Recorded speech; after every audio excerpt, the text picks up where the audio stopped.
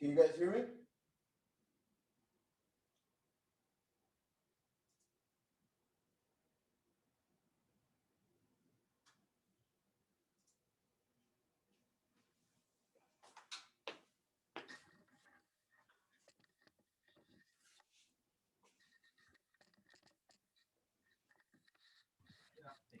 Edgar, what's up, man?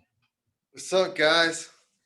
Just want to make sure everybody's in here before I start class because I'm going to be teaching you guys a couple things. Nah, I'm just kidding. It's not me.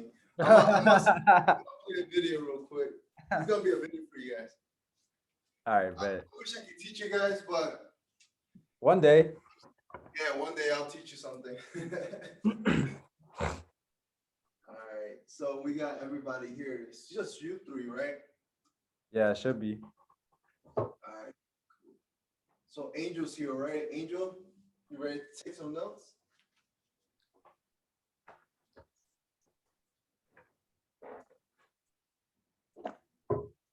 He just got out.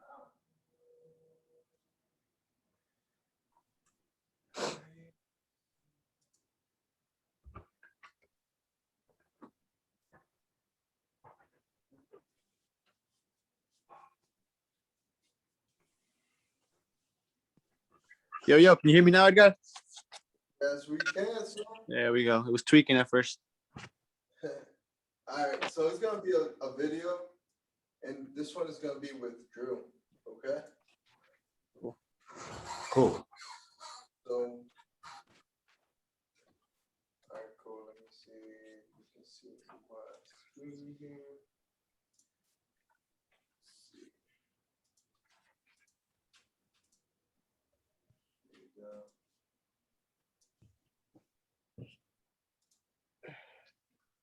All right, so this is a 2-hour video. I'll skip it up a little bit where he starts talking, so you guys don't have to be there for a while. So it's all the no cost benefits.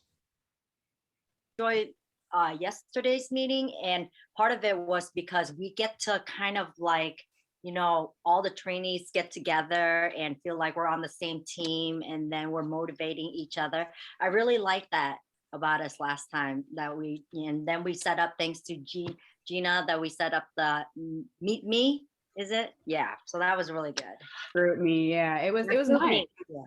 I like seeing everyone in there, and we're like, okay, cool. So we're now this little like mini community of trainees. I love it. Yeah. You guys hear me? Yes. Sure. See me well? All right, let me see. Can you see me right on the board? Is this clear?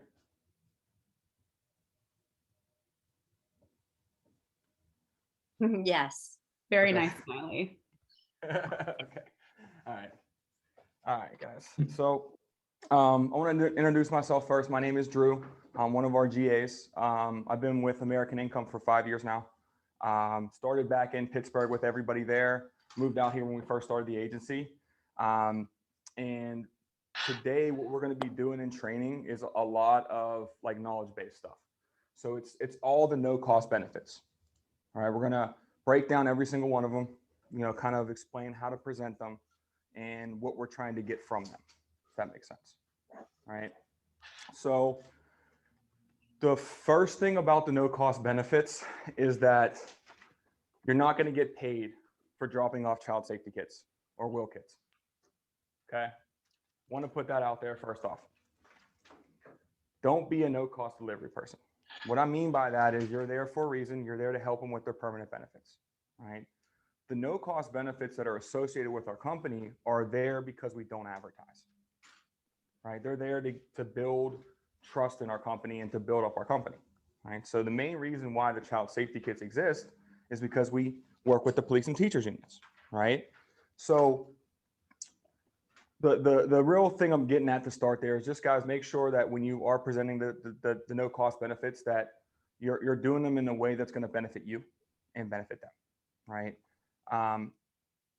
Now there's no like super defined strict way to present, you know, the order of the no cost benefits. Like every team is a little bit different. And the way I do it, I've been, you know, like I said, I've been in the inner city. I worked in Philly, worked in Pittsburgh, ran a lot of child safe. That's usually what I go over first with most people. Most people have kids or know people with kids, right? I usually go when I'm going over the no cost benefits, like least intrusive or least about in life insurance to most about life insurance. If that makes sense. It kind of gives them a steady process to walk through, right? Now, there's 3 things that you want to remember to do with every single no cost benefit. All right, the first thing is make it important.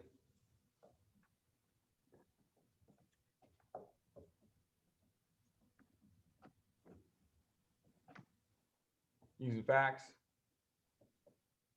and stories. All right.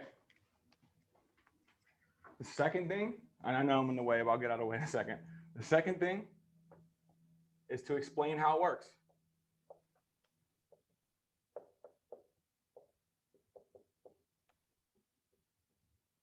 Like walk them through it.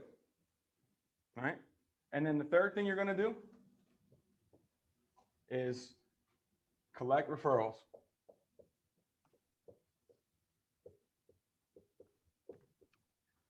All right. So you have to follow this order though, right?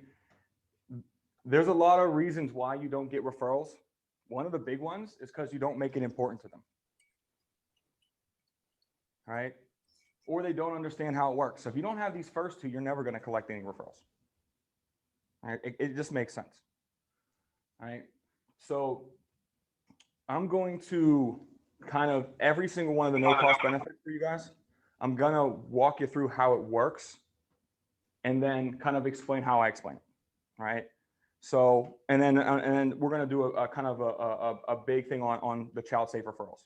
All right. So the first benefit I usually go over with everybody is the child safe ID kits. Okay. So if you guys give me 1 second, I'm going to pull it up here. So you guys can actually see it on the screen. I'm sorry to interrupt, but I actually have a quick question, if that's all right. Sure, yeah. So when we see those 3x5 yellow beneficiary cards, and then they say that they're requesting 3, let's say, of those child safe kits, and in the meeting itself, we kind of don't cover it or something along those lines. Obviously I'm not presenting, but is that mandatory for us to cover? Is it, something that we'll end up sending to them anyway? Kind of what's the process behind that there? Yeah, that's a very good question. It's Gina, right? Mm-hmm. Okay, yeah, it's a very good question, Gina. Not everybody's going to get every one of the no cost benefits, right? You'll kind of feel through rapport about which benefits that'll help them the most and which benefits will be the best for that member.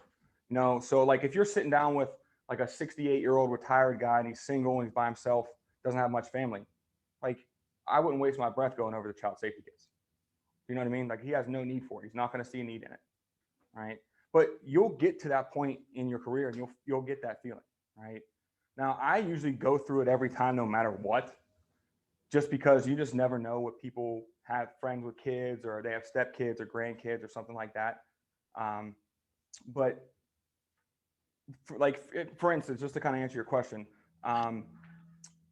if it says on the card, like their response card, that they need 2 child safety kits, then I would make sure I went over the child safety kits 100%. I would in fact ask in rapport. It looks like on your card that you requested 2 child safety kits. Are they for your kids or are they for grandkids or something like that? So I would put it right out of bat, right up front. I'm probably one of the more transparent people that does a presentation. I mean, I'm pretty crystal clear with them from the get-go that I'm going to go over life insurance. Like there's no ifs, ands, and buts about any of that. I do walk them through all the benefits, but I say life insurance 5 or 6 times in the first 10 minutes. So you always want to make sure that you're transparent with them. But hopefully that answered your question. I would always go over what's on the card. Yep. Absolutely. I love the idea of putting it into the report. That's phenomenal. Thank you. Yes. Yeah, no problem. Okay. So can you guys see that on the screen there? Yes. Okay, great. So I had that's what the child safety kit looks like. And if you can see me in person too, That's what it actually physically looks like. It's like in a little plastic bag, right? And it opens up, and it's like a trifold. So it opens up. So if you open it, that's what the back would look like. And then this is the next page would be what the inside would look like. So it's the same exact thing that I would show you here on the back. Same thing, right? Now, the introduction to the child safety kit is probably the most important thing about it. You kind of have to throw a lot of stats at them and get them to open up about experiences about what they've had to go through. Or if you guys have kids yourselves, use it. Like, not saying you're to take advantage of your kids, but you've been through situations to where if, you know, you were at the grocery store and you went to your, you know, your purse and you went to go pull out your wallet and pay the cashier, and then you put your money back in your wallet and your purse and your kid was gone. Like, that took what, 5 seconds? That's all it really takes, right? I don't know if anyone here has had that experience before, but I grew up with 5 brothers, right? My mom, I still remember what she used to say when we used to go to the store. She's like, I'm not buying nothing for you. You're not getting nothing. Stop crying. You know, all that stuff. So what we used to do when we go to department stores, we would just immediately spread out and play hide and seek, right? It's not a good time for my mom. So it happens, guys. But the child safety kits, the way I introduced it is I asked them right up front. I'm like, Mary and Joe, I'm sure you know some people with kids, right? Or if they have kids themselves, I'm like, these are going to be perfect for your kids. The first benefit they set up for you was the child safe ID kits. I'm sure you know some people with kids, right? If you don't know, you should know if they have kids or not, right? You should build good enough rapport for that. Grandkids, nieces, nephews, that type of thing, right? So the main reason that we have these is we take care of them for the police and teachers unions. The International Police Union seal is right on the front of it. All right. So this is one of the main reasons why we go over this, because we handle the benefits for the police associations. And it's their campaign to get as many of these child safety kits out in the community as possible. I say that in the first couple seconds. I'm trying to already put in their mind that I need more people to go see, right? So and after that, I kind of just break down stats for them. You know, the craziest stat is that last year, 500,000 children went missing or got abducted, right?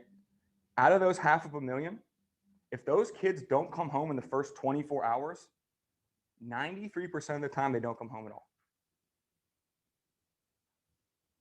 right? So that first 24 hours is so crucial to finding a kid. Now, the reason why this kit was designed is it takes the sharpest parent or grandparent anywhere from 4 to 6 hours to find all the information the police need to start a search. You got to think about where the mother or the father is during this position. They're not in the right mindset. They just don't know where their kid is. They're not thinking about height, weight, eye color, hair color. They don't have a DNA sample. They don't have their fingerprints. They're searching through the house to find this stuff. Why that's important, guys, is every single minute that the child is away from the home is 1 mile further that could be away from the home. All right. And in Illinois, the state we're in right now, it's ranked number 9 for the 9th worst places for child abductions in America. So we're in the top 10 for bad. Not a top 10 you want to be in. Right? I came from Pennsylvania. It was 5. Right? Huge problem there too. So the kit's designed to save that parent or grandparent all that time, because if something happens to your kid, you're not thinking height, weight, eye color, hair color. You're thinking, oh my God, where are they at? Who are they with? Why aren't they answering their phone? Right? It's a panic mode.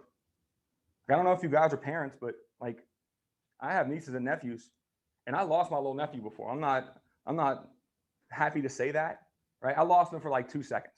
It wasn't that bad, right? We went, you know how the malls have that little train in it, right? He got off the train before the guy got him off, and he ran through the gate to come try to find me. And I was coming the other way to find him. So we kind of just walked in circles, you know? But at that point, that was like, I was panicking. I was like, oh my God, like where's Tino at? Like I can't find him, you know? So even in that couple of seconds, I panicked. That's why this kit's designed, guys. Right now, after I kind of explain it to them like that, like tell them like the stats involved with it, that builds a big amount of importance in it. Right now, the other thing, I make it personal to them as well. So I go, Mary and Joe, I'm going to show you how the kit works. Mary, what's one of your kids' names, for example? Right. And then she tells me your kid's name. Right. And then I use the kid's name the whole time throughout talking about this as an example. I make it real. Right. So if I say Mary and Joe, you know, if they have kids, Mary and Joe, you know, what's one of your kids' names, for example? All right. And they would say his name's Phil. Okay. I would say, okay, Phil. So on the front here, where it says this kit belongs to, you're going to put Phil's name, and then you're going to put the date it's completed on right on the bottom part. All right. Now, on the inside is where all of like the good information is going to go. So number one is personal information. Personal information, like this would be like height, weight, eye color, hair color. Anything that's going to change down the road, put in pencil. That way they can erase it and change it and don't have to get another one.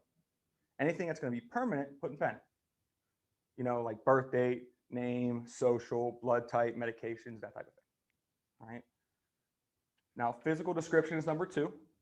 That's anything that makes Phil unique. Glasses, braces, scars, birthmarks, anything like that. Mark it on the character. So if they have a scar on the elbow, you can write one little scar on the elbow and write the scar on elbow. All right. You got, and one thing I didn't explain, guys, is you got to kind of make this fun for them too. Right? You can't just kind of boringly walk through it. You got to have a little bit of, you know, uppity body language about this one here. You know, you got to make it fun for them. You know, so I kind of tell like a little joke there, like, you know, like I said, I grew up with 5 brothers. You know, before we were 8 years old, we all had stitches. Like little boys are rambunctious. I always tell people, like, if you have a little boy and he's over 8 years old and he doesn't have stitches or scars, is he really a little boy then? Did he really have, you know, a boyhood, right? So they probably got scars or something like that about them when they're young. All right. Now, number 3 on there is the DNA sample. So the DNA sample there, the police don't want spit or blood there. Number 1, that's gross. Number 2, it's not going to be able to be used for DNA. It'll dry up, right? So what the police want there is a hair follicle or fingernail. Now, I say hair follicle, you can't cut the hair. You got to pull it from the root. All right. So I asked Mary and Joe right here. I say, Mary and Joe, I'm sure your kids are never bad, right? I say just like that. Mary and Joe, your kids are never bad, right? And sarcastically, every single time, they're like, no, never bad. Or they laugh, right? I get them engaged right there. And at that point, I go, you know, they're probably bad about twice a year, right? And they're like, yeah, usually. I'm like, okay, well, great opportunity there. Next time they're being bad, instead of grabbing their whole head of hair, right? Just pluck 1 or 2 hairs out, and then you can tape it down for DNA. Right? So just like you guys are laughing, I'm telling you, it sounds corny, but I say it in every single house, and I get a reaction in every single house. Right? It gets them to like you. Right? And it's a very boring thing. I'm talking about a hair follicle. Right? So and then the thing is too, like sometimes little boys have no hair. Like when I was a kid, my mom would grab all of our hairs, right? So we all got smart. We buzzed our heads, you know, and she was even smarter. So she would grab my ear instead. She found that she was grabbing ears instead, right? So if the kids don't have like longer hair, you can't pull the hair out, you can use fingernails too. Like there's DNA in your fingernails. It works the same way. And then I suggest they either tape it down, or if you got like you know, like if you get like a new suit or like a new jacket or something like that, that comes with like a bag of buttons, use that little plastic bag. It works perfect. All right. And then number 4 is the fingerprint portion of this. So each one of these kits, I don't know if you guys can see this on the screen there, it comes with a police grade ink strip. So police grade meaning that it is messy and it is permanent. Okay. It's not going to be permanent on their fingers. It'll wash right off with soap and water. There's oil in your fingers, right? Oil in your skin. Now, if they get it on the walls, the furniture, clothing, tables, that's another story. All right. it does not come off. Right? I'll honestly tell you, my brother tried to test this theory like 4 years ago, and he thought it was funny. Took it out, put his finger on it, put it on his table. He's like, it'll come right off. Nope, still on there. Right? Now his wife's very crafty, and she has like a big table runner, so you can't really tell it's there. But I know it's there, and he knows it's there, and his wife knows it's there. Right? So it is permanent, guys. So what I suggest our members do is if they have younger kids, I would say like 12 and under, do this like before bath time or outside. Like definitely supervise. I mean, they should supervise anyway, but if they're like 13, 14, 15, they can do this themselves. It's not too difficult. Right? So suggestion before bath time or outside. Make it easy. You know, and I throw another little joke in there sometimes, like, I warned you, Mary and Joe, so I don't want to call a week or a month from now saying, hey, Drew, you got to come over and paint my walls. There's black handprints all over them. Right? But that, and then I asked him right here, I said, Mary and Joe, do you have any questions on how the inside of the kit would work? And they go, no. Right? Even a really brief explanation, getting through it pretty quickly. If they don't have kids, they're going to say no on the inside. It's pretty self-explanatory. But do you guys in training class have any questions? No? Beautiful. All right. I will say I love the way that you explained it, though. Really. All right, appreciate that. And then what I do is I flip back to the last page, like where we first start at, because that's where number 5 is. And that's like a photo of, Phil, right? So I would say, I'm sure you got 1 million photos of Phil lying around. You're going to get 1 million more down the road, right? All you have to do is cut one out every 6 to 8 months and tape it down there, right? I mean, I don't know if they still do school pictures like they used to. You used to get like, 40 of them on a page. That works perfectly. But most parents have thousands of pictures with their kids, right? One thing I used to do, and we don't have an advantage of anymore, is when I used to go into people's homes, the first thing I would do before I got to their table is I would find their wall of fame. Everybody has a wall of fame. You guys know what I mean by that? Like pictures of their family, right? It's either a wall or like a cupboard or a desk or something like that with pictures all over it. That's the first thing I would do. I would go right to that every time. And I would ask, who's this? Who's this? You know what I mean? That way I get referrals right then and there. So why I explained that, guys, is because when you're building rapport, try to dig for referrals right there. That's why we ask if they have a family, if they have neighbors nearby, if they have brothers and sisters close. Because when I'm asking for referrals, those are the first people I'm asking for. You said you had your brother down the street, right? Let's get him out these child safety kits too. So, but the last thing I usually go over, like fact-wise about the kits and explanation-wise, is like the important tips for parents in the middle here. And I don't go over every single one of them. I always say, like Mary and Joe, I'm not going to tell you how to be parents. I'm sure you guys are great parents, but I'm going to give you some tips here in the center. The one tip I usually go over with them is number 3. It's not to place your child's name on like a backpack or a lunchbox or a jacket or anything like that. Now, the only reason why I go over this is a lot of teachers want that done. Like they have 40 kids and they want a name on their backpack just so they can figure out whose is whose, right? That's not the greatest thing to do. Right? If you guys really think about it, kids are very gullible, right? Especially young kids. And if the first thing the parents typically teach their kids how to say and write is their name, right? So they know what their name is. And all it takes is one person to stop by the school when kids are walking to the bus and say, hey, Jimmy, your mom, she's running late. She told me to come pick you up from school today. Hop in the car. We're going to go get ice cream on the way home. Right? That's really all it takes. So that's why I tell parents not to put their name on the backpack. Initials, stickers, color tape. Use one of those 3. All right? And you don't have to go into a big explanation like that. Just make sure that they understand that.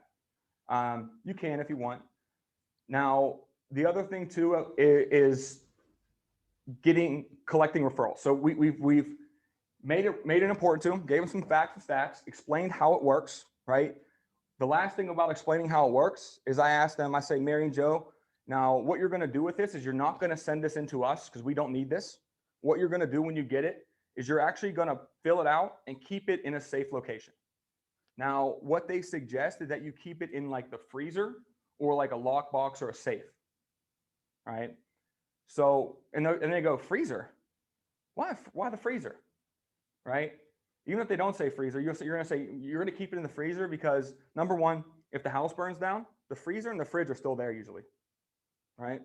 Number two, right, it preserves DNA a little bit longer. So that hair follicle, you know, it'll be there for a little bit longer. You won't have to change it out as much. I'm sure you all seen cold case files and forensic files and things like that where DNA is frozen for longer, right? And then the third reason is why is kind of a little joke. It's like, it's not really a joke. I was just telling them, like, if Ben and Jerry's are your good friends, like they're my good friends, you'll remember that the child safety kits are in there, you know, when you see them. But basically I'm saying is like how many times a day do you guys go in your fridge or freezer? Probably a lot, right? Even if you go in there and you don't get anything, you still go in there and look at it, right? Like, damn, wish there was something in there I liked, right? Mm-hmm. If you go in there every day and you see the child safety kits like hanging on the door, you're going to remember that they're there in a time of crisis, right? It's just recognition, seeing it over and over and over again. So that's kind of why, number one, you know, one of the main reasons why they recommend keeping it there. So, and then I asked them if they have any, you know, questions about how the child safety kits work at all. And typically they'll tell me no, right? So, you know, we made it real. We explained how it works to them. The next step is collecting referrals from this. So the child safety kits, you're going to get a bulk of your referrals from Child Safe. So you're going to get most of your referrals using the child safety kits. Now, keep in mind, and I'm going to say this just because I've had the experiences with it, not every child safety kit referral that you get is going to be a good one. All right? Just remember that, especially if you're sitting down with a member and they're not really a good lead or they're not really a good, you know, sit to begin with. Birds of a feather flock together. Just keep that in mind. So if you go down one referral chain and it's a bad referral chain, just stop it. You're wasting your time. You know what I mean? Yeah, they still need the kits. Still keep them there, but like don't focus as much on that. Does that make sense? So now the easiest way to collect referrals is for them to get their cell phone in their hands. All right. So I'm sure, you know, you guys have a bunch of contacts in your phone, right? You know, you don't have a bunch of contacts anymore is in your brain. It doesn't exist anymore. I remember when I was a kid, I still know my friends' phone numbers without the area code. I remember dialing the phone without the area code, right? So I remember a few numbers just because I had to. I didn't have a cell phone. I had to call at my house, you know? So having the phone numbers in their hands is a huge, huge, huge thing. Now to get their phone with them, you got to say, Mary and Joe, you got your phone on you, right? Right? They're going to have their phone on them. Like how many times are you that far away from your phone unless it's on the charger, right? You're always going to have it there. So I would say, Mary and Joe, do me a favor, grab your phone. I have some very important information I need you to put into it. All right. And funny thing is they'll grab their phone. And that's building a little bit of control there, getting them to do things for you. All right. So that at the end, when you're like, go grab your checkbook, Mary and Joe, they're like, okay. You know? So once they have their phone in their hands, I'm going to say, now, Mary and Joe, what I want you to do is I want you to save this phone number so that if the kits get damaged, you lose them, you need more down the road, or, you know, if you just have to, you know, need new ones from updating them every so often, you're going to call this phone number and they're going to send more out to you at no cost. So open up a contact for me, Joe, and save it as child safe. And let me know when you're ready. I'll give you the phone number. All right. And then the phone number is right here at the bottom. 1-800-742-6783. You can either give them that phone number or you can give them the office phone number. I usually give them the office phone number. All right. Because they're going to call here and they're going to be like, hey, we need some child safety kits. And they're going to be like, okay, we'll be right out to you. Right. So, but once I have their contacts in their phone and they just save the contact, the next words out of my mouth are collecting referrals. I'm going to say, Mary and Joe, now the police and firefighters, they aren't asking for any monetary donations for these kits, so you don't have to worry about that. right? But what they are asking is that you do your part in the community by sponsoring a minimum of 10 of your closest family members, friends, neighbors to receive these kits at no cost as well, right? So I know you said that your brother lived right down the road. Let's start with him. He has 2 kids, right? And is his number 312 or 773? Right? You see how I'm kind of like assuming that first one right there? That's what has to be done. You have to get them started. Not too many people are going to be like, oh yeah, I have 25 people right now. You're going to run into 1 or 2 of those people for sure. You know, you're definitely going to run into those people, but most people kind of have to get started with the process, right? So using that I call it low hanging fruit, because that's kind of what it is. The brother or the sister or the neighbor that you already talked about in rapport. Let's use them, right? Once you got that one person started, you got to kind of coach them up to get the rest of them. So Mary and Joe, you got 1 person down, you got 9 more spots left. Who's next?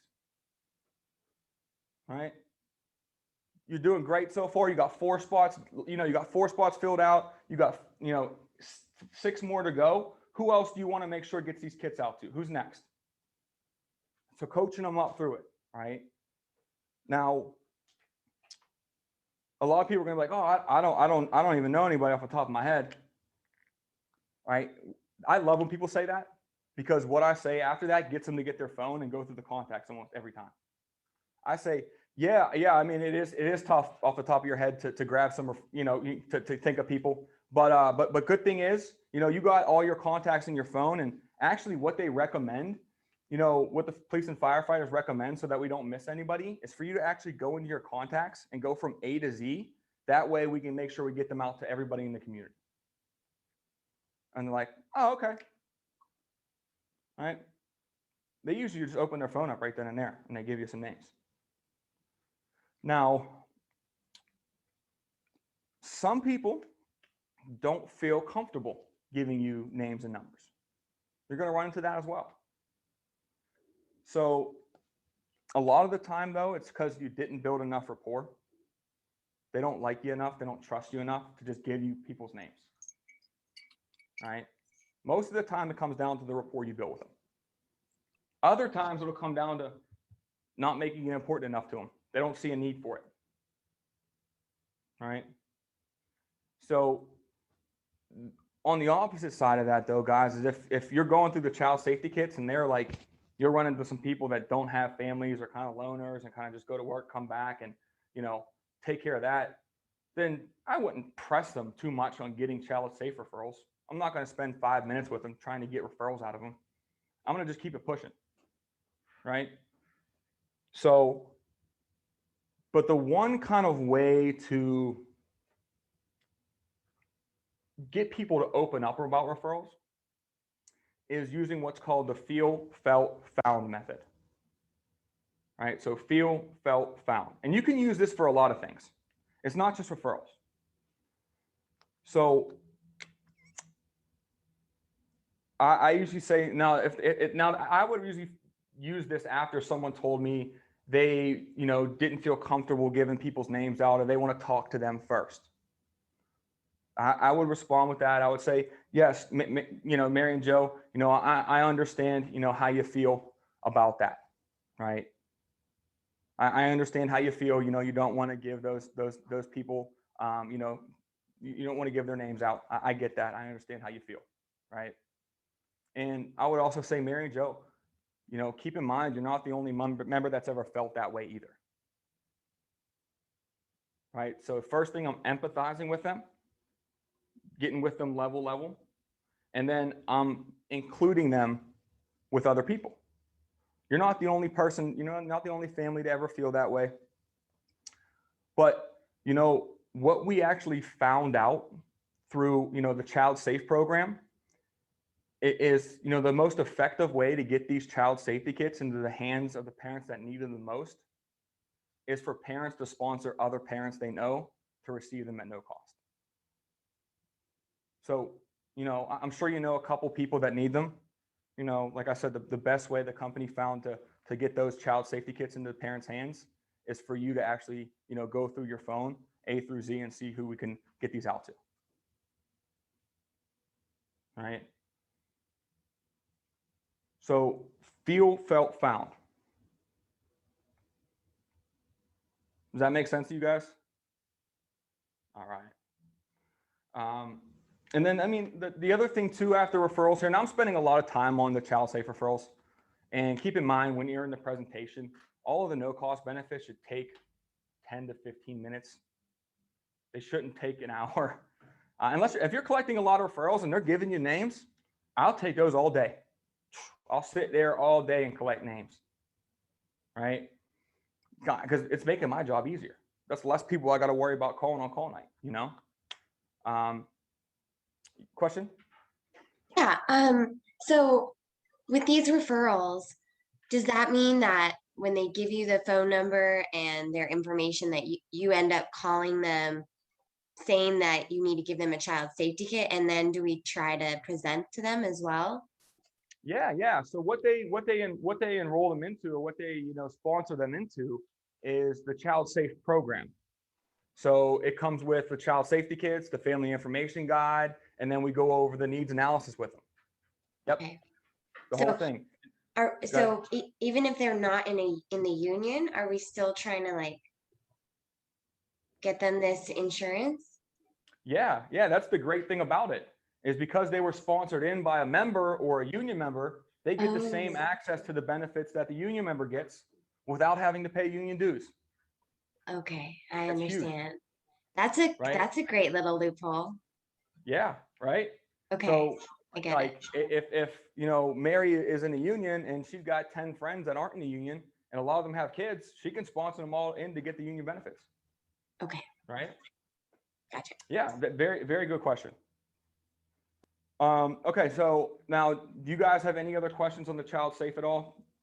Collecting referrals, anything like that? Okay.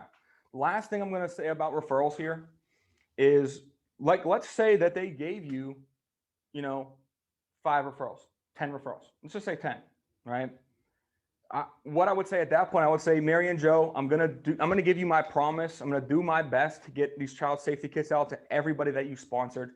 But like I said, I do see about 6 to 8 members every single day, and I would really be squeezing them in between our unions, right? So is there maybe 1 or 2 or 3 people on this list that you want to make sure I get out to immediately, right? And they're going to tell you 1 or 2 or 3 people. It's probably going to be their closer family. And at that point, when they tell me 1 or 2 or 3 people, I put a star next to their name on my piece of paper, right? And I say, Mary and Joe, okay. So like I said, I do see about 6 to 8 members, and I really would be squeezing them in. But why don't we just give them a call right now, and that way we can get them on my schedule. That way I have time for them. So you go ahead, Joe, shoot your brother Phil a call right now. That way we can get him on my schedule, and I can get the child safety kits out to his family. And now that's not going to work every single time, guys, but it's going to work. You got to just keep saying it over and over and over again. People will do it. I'm telling you. Like, I've done it before. I was in the guy's house. His sister, who actually lived 6 houses down, he called her and he was like, hey, I'm here with my insurance guy through the union, and he's got these child safety kits. And when he called her, I just like waved to him, like I motioned like this, like, give me the phone, right? Put me on speaker. What I usually tell him is I'll say, put him on speaker and I'll talk to him. You don't got to say one word. Right? And they just put him on speaker, and I set the appointment like I would a normal appointment. Except I don't have to ask them questions about, is this on their card? All I need to know when I'm talking to them, when I'm in a sit, is their name, best phone number for them, email address, and the time of the appointment. I have all the other information, right? I have their name, how many kits they need. So when you have that list of people, you kind of want to have them narrow it down to a couple, just so you can call those couple right then and there in the house. Now you're going to call all of them, right? You're going to get them all on your schedule. And I would say try to call them as soon as possible, to be honest with you. Like they're hot on the press. Like you just got their phone number. You haven't called them 5 times yet. You haven't called them on call night yet. Like I would call them. If you don't have anything to do right after that, call them right after that. All right. The other thing too, I would recommend is, let's say they give you only like 3 or 4 people. What you're going to do is you're going to tell them, hey, do me a favor. What I want you to do is call or text those 3 or 4 people that you have on the list here and let them know I'm going to be calling them. That way they don't think I'm some kind of crazy telemarketer. So I usually send them a text or a call and say, hey, shoot them a phone call or a text. Like no group text though, guys. That's one thing I would recommend. Don't have them group text that whole chain of people. Right? The only reason why is you guys have been in group text before where one person said something negative and then the whole group went negative too, right? So we don't want that to happen. So individual text messages back will work. But I mean, other than that, with the child safety kits, guys, that's really the bulk of it, the explanation of it, going over referrals for it. Do you guys have any questions on the child safety kits at all? No. Oh, you do? Go ahead. Yeah, actually one more. So when you do call them, maybe this is jumping ahead, but what exactly does that phone call look like? Is it the same as the other script or? Yeah, it would be there's a child safe referral script for it. Okay. It's basically just the same, like the same ending, but the only thing that's different is the introduction. You're just basically going to let them know why you're calling and who you're calling through, and just explain a little bit about the kit, and then schedule them. Okay, great. Thanks, Drew. Yep. Drew? Question? Yeah. Yes. You know what? I don't know if all my other fellows here, did anybody have it physically in their hand? Because I don't have any of those, like the kits or the help. I want to have a package because sometimes when I watch other people do it, they have it and they show it to them like this. And I don't have anything. Okay, get with your MGA and have them send you out packages. Okay. And that might have just been because we did just get a bunch of new no cost to the office here. So we can probably send everything out to you guys. Just get with your MGA and they'll have them send you a package. They'll send everything. That makes sense then. Yeah. Okay, great. Thanks. One small question, just in case they ask.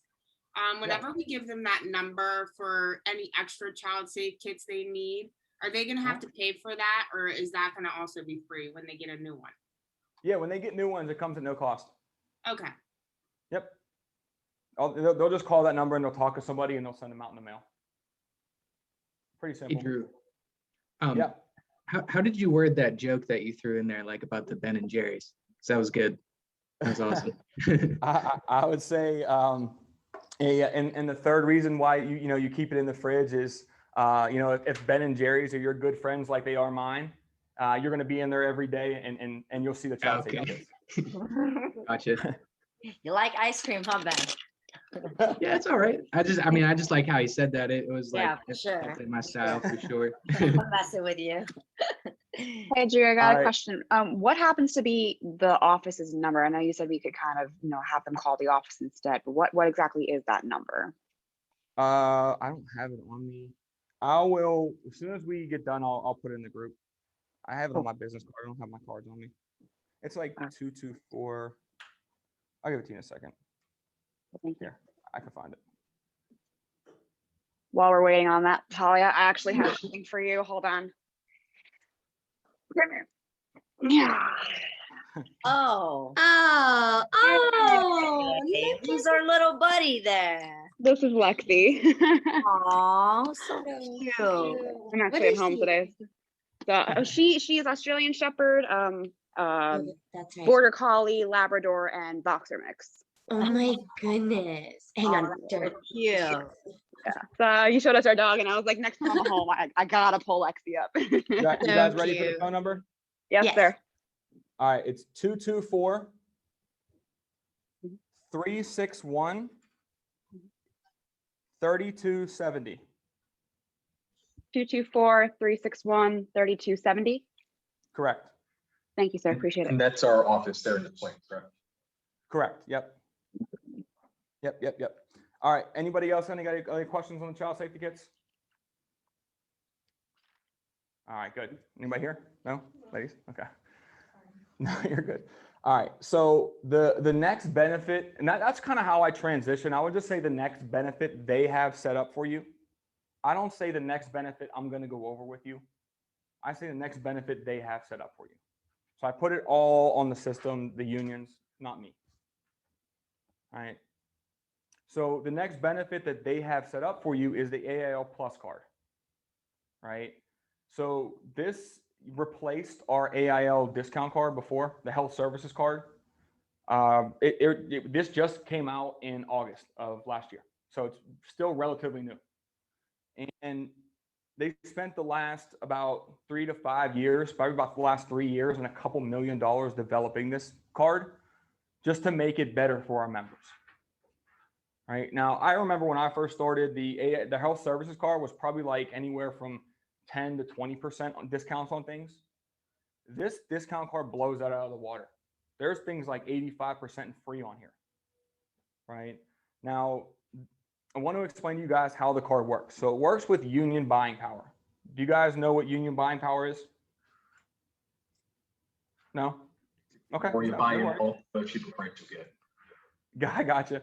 So union buying power, it basically works like this. So the more people that are involved in a program, the more providers will see that there's a lot of people there, and the more discounts they'll be able to get. Right? So the more people we can get involved with this program, that's why it's grown so large over the years, is more people are getting involved into it. Right?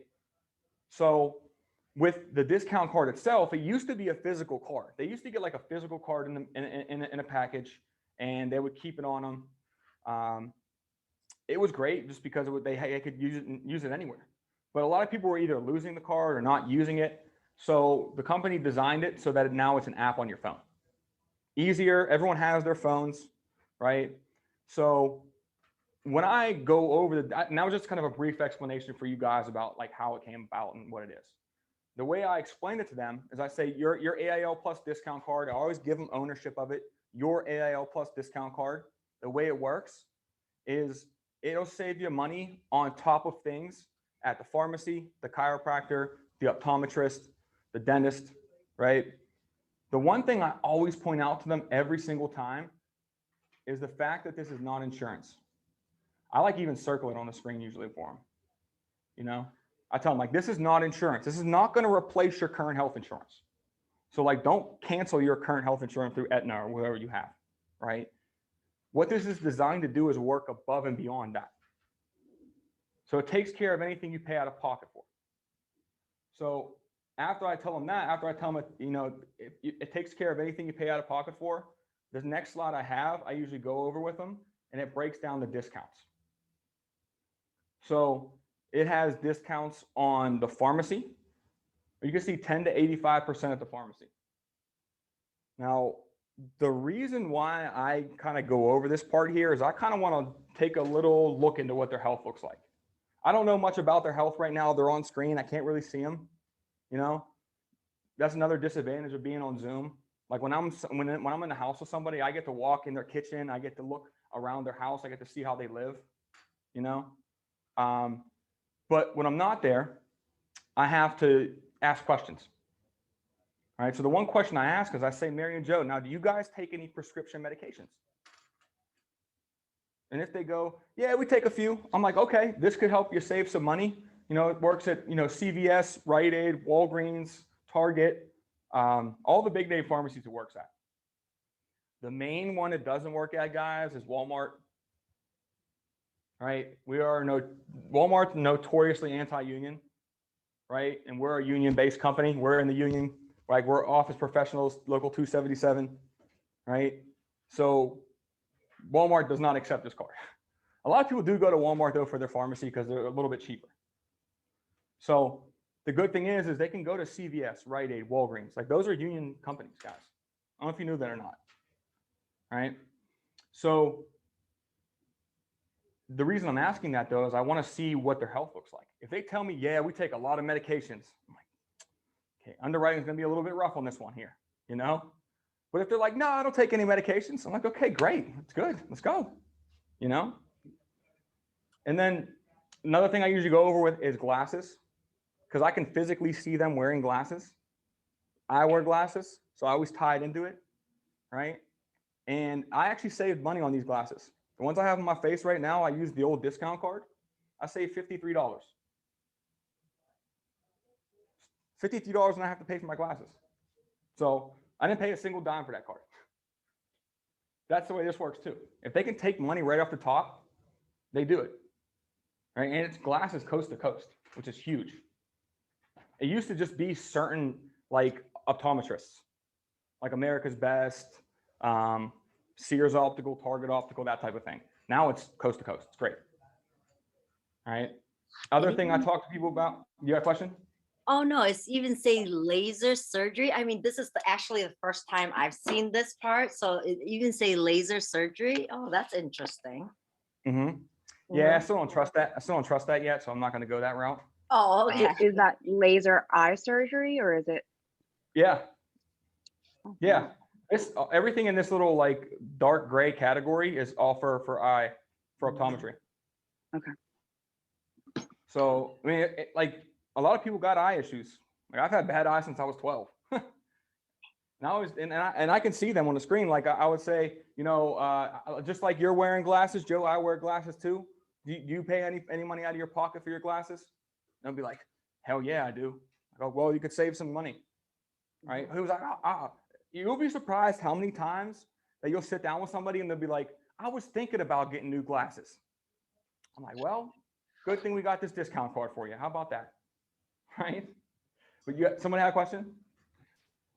So I know we're part of the union, and you just said that you use the old card. So after we're released and we're all up to speed, do we receive these as well? Yeah. All you got to do to get the card is in e-app, fill out an e-app, and then send it. Amazing, because my glasses are ridiculously. Yeah, you can do that, and then there's a website you can go to too as well and log on to and sign up for it. And it's an app too. So I'll get to that in a second. All you got to do is download the app and you can get access to it. It's pretty easy. But the chiropractic consultants are free. Like the first visit you go to, free chiropractic consultant. Can't beat that. You know, I don't use the chiropractor myself. I'm always scared he's gonna like. I've seen crazy videos of people cracking backs. I can't do that. It makes me cringe. But dental is on there too with Humana. If you have dental through Humana, you save an extra 20 to 40% on that stuff. Big thing that's on here though that they added was diabetic supplements. A lot of people have to pay a lot of money for insulin. Like insulin's not cheap. All right. Neither is neither is metformin, the pill form of it. Like it's not cheap medication. And a lot of it's not discounted. That's the worst part about it. So this can help members save a lot of money there. Gina, question? Yeah, I happen to notice that there's an asterisk by AIL Plus, and I look at the bottom and it says that it's not available in New York. So I guess my first question is, do we even have an agency in New York? And if so, you know, if we do, are they not providing this discount card to people in New York? Good question. So New York is one state where it's not AIL, it's NIL. It's a National Income Life, so NILCO. It's NILCO. It's the same company. I don't know why. It's just really weird. New York is different. So they have like a NILCO Plus card instead of an AIL Plus card. That's the only Is it the same discounts and benefits and everything, or is it? I believe so. I haven't seen anything from them, so I can't give you like a definitive answer. Yes, but I would assume it would be the same. We're the same company, you know. It's just a different name for the. Okay, gotcha. Cool. Thank you. Yeah, no problem. All right. But does anybody have any questions on like the discounts? Usually what I do here is I just walk them through like, so it'll save you 10 to 85% at the pharmacy. You guys take any prescription medications and then play off that a little bit. You know, I see you wearing glasses. It can save you 20 to 60% on glasses. It works with the chiropractor and it works with diabetic supplements, lab testing, MRIs, and CT scans. All right. And then usually what I do is I say, now the way the card works is it's not a physical card anymore. It's actually an app on your phone. So you can download it right through the Google Play Store or the Apple App Store, either one. And it's just called AIL Plus. You guys can look it up right now. It's on there. So, but once the people download it, it's going to ask them for like a group name and a password. they won't get that group name and password until their meeting. Once we get done with meeting with them, the needs analysis, the top part of that needs analysis, it'll say like AIL plus discount program. And you're going to put in like their email address, their phone number, their address. What that's going to do is once that meeting is done and that application is off your computer, it'll send them an email to that email address. It'll say, welcome to the AIL plus program. Here's your group name and your password. Download the app right here. And then they'll download the app, and they'll put their group name and password in, and it'll look exactly like it does right on that screen. It'll say like American Income Life Insurance Company, and it'll say my benefits. It'll have a list of the medications that they take, the pharmacies that they can visit. It'll have a map of like all the locations in the area that they can look at. It'll like, I don't know if it'll automatically order prescriptions, but it'll remind them that they have prescriptions due, things like that. Like it's a great, great tool. And it's brand new. So even if a member we sat down with last year, we didn't have this. Right? So there's always new no-cost benefits, guys. We're always updating and making them better. One of the main reasons we got to get out to them. That'll all be available to them right after the presentation because we're going to be filling this out for them. Day Once we get done with the presentation, sale, no sale. Usually with my no sales, I usually get them off my computer like a day later or the day after. And you can talk to your field trainers on how to do that. But if it's a sale, you send it to home office. In 2 days, they'll send them an email. And even if they don't get the email, what I do is when I send the package out to them, I have like a card or like a piece of paper that has the description of the card on it and like a website and a phone number they can call to. So they actually get it in the mail too. All right, do you guys have any questions on this at all? Okay, and right here too, guys, we can collect referrals off this. I can say Mary and Joe. Now, because the AIL Plus program is brand new, they're trying to get a lot of people into the discount program. So, you know, what they do is they let you sponsor up to 5 people to get the discount card for free as well. All right, so is there anybody you know that maybe just had a kid or, you know, has their own business or just retired or just got laid off, just lost their work benefits? Right, throw some suggestions at them right there. Like if you get 3 people on the discount card here, that's huge. That's 3 more people you're going to go see. Now, keep in mind, the people that are going to be most entertained with this discount card is definitely going to be the older generation. Just because they're typically paying a lot of money for medications and things like that. And at that point, you know, we got to help them out. And this is like a little scheduling tip for you guys. When you're scheduling appointments, don't put somebody in their 50s and 60s during prime time. Prime time's from like 6 to 9 o'clock, maybe 6 to 10. Try not to do that if you can. Try to put a younger family in there that has kids and works. You know what I mean? Like prioritize that. If you're going to meet with somebody who's retired, what the hell are they doing all the rest of the day? Sit down with them at 1 o'clock. You know what I mean? Get that presentation done, get warmed up, and then get into the meat. All right. But any questions, guys, on the AIL discount card? We're good here? All right, cool. All right, so the next benefit that they have set up for you, right, or the next benefit I usually go over with them is the Family Information Guide, or for short, FIG, F-I-G. Now, the Family Information Guide itself, it's not a will. Here's how I start this out. I say, Mary and Joe, this is your Family Information Guide. Now, quick question. Do you guys have a will or anything like that set up yet? And if they say yes, I'm like, great. This is going to work hand in hand with your will. Or if they say no, I'm going to be like, okay, this is not a will, but it's a very good start to a will. Right? It's like the precursor to a will. What this is designed to do is it's designed to guide your family to the information they need when you're not here anymore. Right? It's kind of give you a voice when you don't have one. make sure that what you want done when you pass away happens. So I say, I'm going to walk you through how it works, guys. So this guide, though, before I started, this is where you're going to get a lot of good information about your clients right here. Like, use this to kind of dig for some, I call it ammunition. Use it to dig for some ammunition that you can use later in the presentation, right? So main things that you're going to look for here, when I go over the vital statistics and historical data, I just say this is your name, your address, your social, all that good stuff about you, you're going to put down there, right? The next box down is veterans information. I ask them if they're a veteran. Mary and Joe, did you serve at all? No? Okay, don't have to worry about that section. If they did, stop and thank them. Like, you served what branch? Oh, the Army. That's crazy. What years were you there? Like, help build a little rapport with them right there. Thank them for their service. We ran into it the other night, right?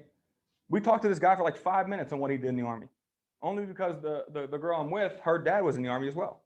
So they found a common ground. If you find common ground with them, guys, explore it a little bit, right? It's just going to make you more personable, all right? So, and then it says spouses, vital statistics and historical data. That's the wife or the husband's information. If they're single, they don't have to worry about that. Persons to be notified. That next section down there is probably one of the more important parts on there. This would be where their beneficiaries would go, or whoever would be in charge of anything if they had an accident or an emergency. What I say to them right here is I would say, Mary and Joe, persons to be notified, these would be beneficiaries in case you did pass away, right? So Mary, I'm assuming Joe would be your main beneficiary, and she'd be like, yes. I'm like, what? Well, if something happened to Joe, who would be next in line? And they would say, oh, my sister Susie. Okay, so you're going to put Joe and Susie down here, so that if something does happen, they can contact everybody else. All right. And then at the bottom, there is a person to be in charge of final arrangements. Who's going to take care of the funeral services? Name one person to take care of it. Right. So what's important there is I know her beneficiaries now. So I can just assume that down the road when I'm talking to them about the life insurance. I can use her name. All right. I can say, Mary, if you and Joe died, all this money would go to Susie. Right. And I always take little notes too when I'm in the presentation, guys. Don't be afraid to have like a notebook and a pen and paper next to you and take notes. You should do that every presentation. What I usually have my team do is write down all the information about the SIT, so their name, their phone number, their address, their email, their beneficiary, right? And then under that, I have them take notes. And at the end of the presentation, I have them go over 3 things that they feel they did well, 3 things that they could work on, and if anything stumped them. So that when they can come to me on Mondays and Thursdays and say, Drew, this is what I looked at this week. This is what happened to me. What can we do moving forward? Or I got beat by this rebuttal. Let's work on that. One thing I would always recommend, and I'm going to get to it in a second here, is if somebody else has life insurance, they have life insurance through another company, and you don't know what that company does or who they are, what they sell, write that name of that company down. And your homework for that night is to study that company.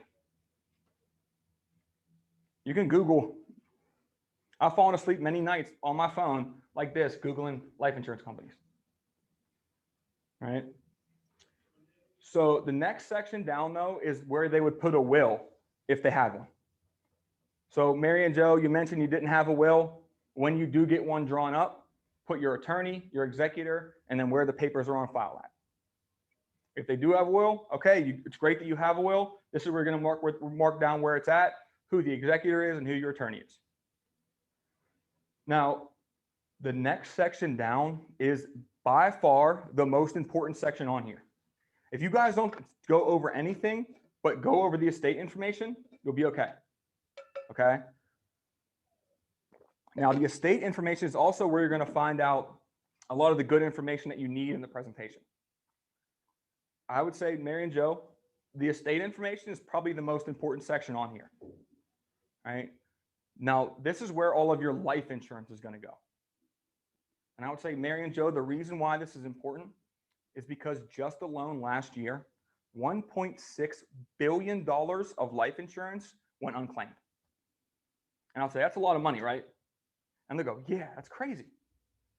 And I would say, Mary and Joe, the main reason why all that money goes unclaimed is because they don't let their family members know that they have it, or they lost paperwork, or they can't find information on it.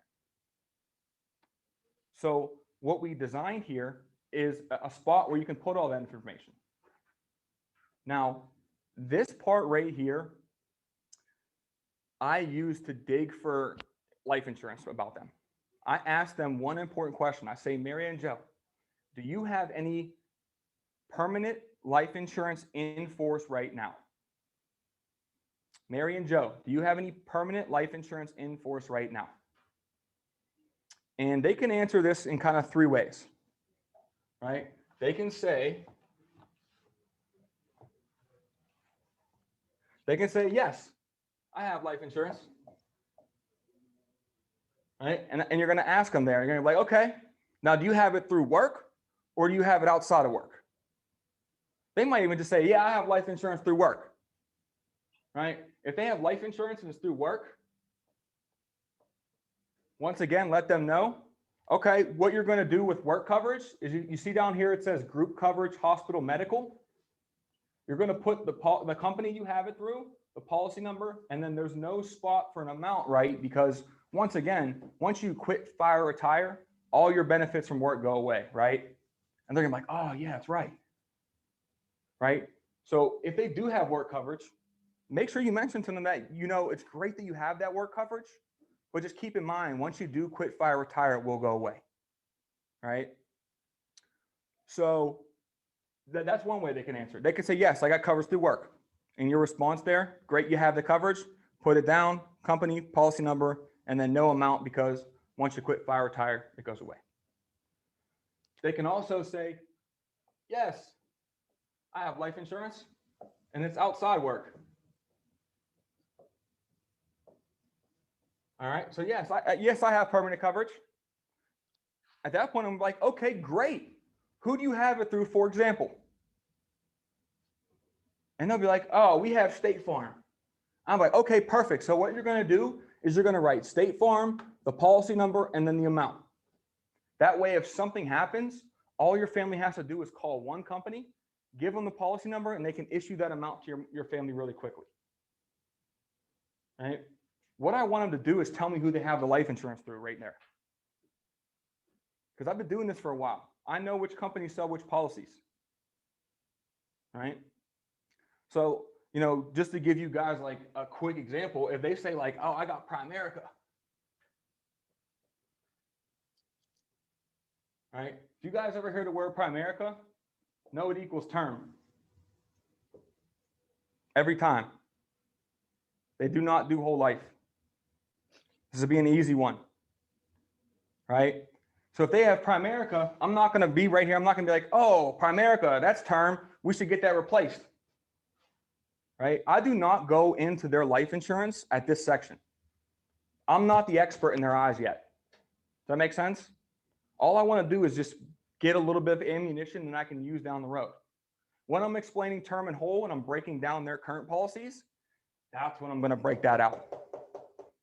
But in the back of my mind right now, I know they have Primerica, so I know they have a term policy.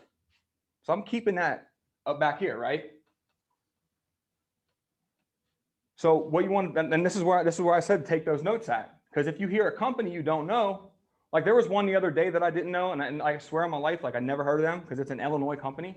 It's called like Country Financial or something like that, right? So, and that was new to me. I didn't know who that was, so I stayed up and I did a little bit of research on them. All right. Turns out they got whole life, they have term, they have universal, they have a little bit of everything, right? But they specialize in term policies. You know, every company specializes in a different type of life insurance. We specialize in whole life, right? So that's why I want you guys to write those names down. Does that make sense? Okay. Now, the third way they can answer this is the best way by far, is no. No, I don't have any permanent life insurance in force right now. you're not going to be like, oh man, we need to get you a policy right now. Let's go. What you're going to say is you're going to go, okay, so you don't have any current life insurance in force right now. Not if, but when you get some life insurance, because we all need it, right? So not if, but when you get some permanent coverage, because we all need it, right? You're going to put the company. So you would write AIL, you're going to put the policy number and then the amount. Right? You see how I threw our name in there? Do that. Throw a little seed in there. So the no is what you want to hear. You want to hear, you really don't. You want to hear that they have coverage and that they're protected. But at the end of the day, the best situation for you guys is right here. For them to say no. And like I said, I don't want you to go like sales hungry right there and be like, oh, I got to get a sale right here because they said no, they don't have it. Yeah, keep in mind too, they might not be in great health. They might not be able to qualify for it. Right? But just know that this is probably the best outcome right here. Okay. So real quick, how did you phrase that again when you said, was it when you sign up with us, here's where our name is going to go, or how did you phrase that? Yeah, I said, so not if, but when you get some permanent coverage, because we all need it, right? You're going to put the company. So you put AIL, the policy number, and then the amount. Thank you. Mm-hmm. All right, anybody have questions on that section? Now, I usually do take a couple extra minutes and go through that section a little bit slower for them, just so they understand it. All right. But then the next section down will be financial institution information. I asked them, now, Mary and Joe, you have a checking account, right? Or Mary and Joe, do you have a checking account? Because I want to know if they have a checking account. Because what happens if they don't, guys? You can't. What happens if they don't have a bank? You can't do it. Can't do it, right? So, this actually came into play last night. The guy that I helped with a policy, older guy, didn't have coverage. He tried to use a Chime bank account. And I told him, I was like, they don't want Chime. What they want is actual physical brick and mortar location. So you have like PNC or like, Citizens Bank or something like that. He was like, oh yeah, I have PNC. Well, let's use PNC. Right. But I knew he had PNC because he told me he had PNC earlier down here. That's why I knew that. That's why I said that, So you can use that for ammunition down the road too. All right. Question. Yes. Me, right? Okay. Yeah. Drew, so since we're right here in this part where we're talking, I know in the future that you're going to ask them, grab me your checking account. And I have a checking account, but I don't have those checks anymore because everything is online for me. But what I can do is go on my phone and grab you the checking routing number. That works too, or literally you want them to have a physical, because definitely, like I myself, I don't even have one. I just don't need it. No, it's a good That's question. still the same thing or no? Yeah. Not like I have physical checks only because I don't know. I don't even use them. They're just in my desk. But I'm the same way. All my stuff's online. Yeah. And yeah, they can get their routing and account number online. Okay. Right. And like just a little tip, guys, routing numbers are public domain. You can Google a routing number. Just type the name of the bank in and location, and it'll pop up the routing number for you. Right. And the e-app is smart enough to know if the routing number is correct or not. So if you got it wrong, it'll let you know. But yeah, I don't really ask them those numbers right here because I don't really want to pry into that. I'm not really too worried about it. I totally get it. It's just ask. I just I just make sure like you guys got a checking account, right? I'm like, who do you guys bank through? They're like PNC. Actually, I usually do kind of figure out who they get here just because it just is in my personal life. I'm not too happy with PNC, my bank right now. So I'm looking for another bank and I'm just asking people what kind of banks they have just to see if they like it or not, And it's like that's like genuine conversation. I really want to know because I'm sick of PNC, But yeah, it's a good way to get the bank information from them right there, making sure they know they have one, right? The next section down, it says safe deposit box. Not too many people have those anymore. They're kind of getting phased out, but that's only on there just to make sure that the family knows that they have a safe deposit box at a bank somewhere, right? Then the bottom part, funeral service request, is another like pretty important part that you want to go over with them. Main reason why, it's a little psychology into thinking about death a little bit, getting them to think about the next situation. I'm sorry, you got a question, Gina? Sorry. Yeah, no problem. So safe deposit box, you know, I know you say they're phasing out and everything, but would here be a good time to remind them that, you know, like just a reminder, don't put these in your safe deposit box because of the probate process and everything? Yeah, that's perfect. Yes, 100%. Yep. Cool. Yeah, it even says it right on the front. I don't know if you guys can like see. It says there's a note. It says, "Do not keep in the safe deposit box." Yeah, you're right. You're right. It does say that. Okay, cool. Yeah, I mean, you can mention that to them right there, but most people don't really have one. I just kind of fly through it for them. Yeah. But yeah, you could definitely put that in there. A tip for everyone though, Indian men and women definitely have a safe deposit box because we have a lot of real jewelry that we always keep in that safe deposit box. So just a heads up, like usually Asian women and men will have that safe deposit box. Okay, it's good to know. Good to know. Love it. Yeah. All right. But like I was saying, the funeral service request part here, this is getting them to think of death, getting them to start to think of that thing, right? So we're slowly going from like their kids, what's very important to them, to their health, to the life insurance, right? So the funeral service request, I usually tell them, like I say, everybody's got their own way of going out, whether it's a burial, whether it's a mausoleum or cremation. All you have to do down here is mark it down your way. That way, no one in your family is going to fight about it. They have everything marked down the way they want done. And there's even if they have pre-purchased plots, they can have it at the funeral home, the church, the grave site. They can, if they want to wear jewelry, what kind of clothing they want to wear. There's also a spot for special instructions at the bottom if they have anything unique they want done. Like if they want to be like cremated and shot off into space, or like mummified, or I don't know, like a Viking funeral or something like that. Like I've been doing this for 5 years. Like I said, I've heard everything under the sun people want to do. And there's a million things you could do with your body when you pass.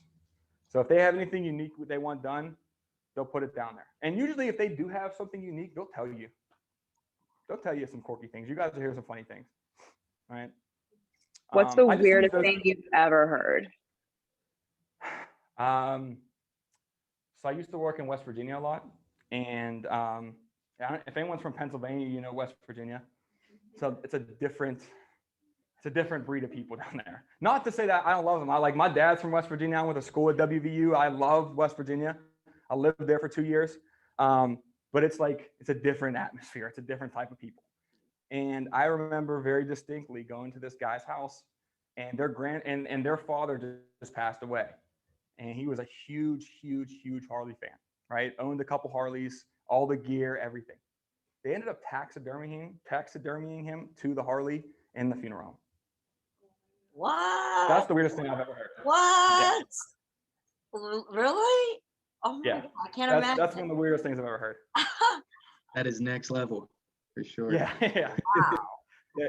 So you guys will hear some wild things. I mean, the only reason why I use those examples is those are examples that I've heard personally too before. You know, and if someone asks me like, what's the craziest thing you heard, I tell them that story, and they're like, and they give you the same reaction, like, oh my God, that's crazy, right? Like there's a lot of costs associated with certain things you want to do. You know, that's why I bring that up to them. Like if they think that, you know, getting mummified is the same cost of burying somebody, they're super wrong. It costs like $40K to mummify you. Yeah.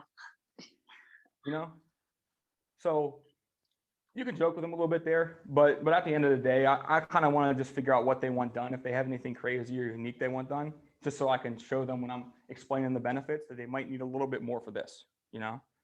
And then, I mean, the last thing too, at the bottom, they can actually get this notarized where it says signature.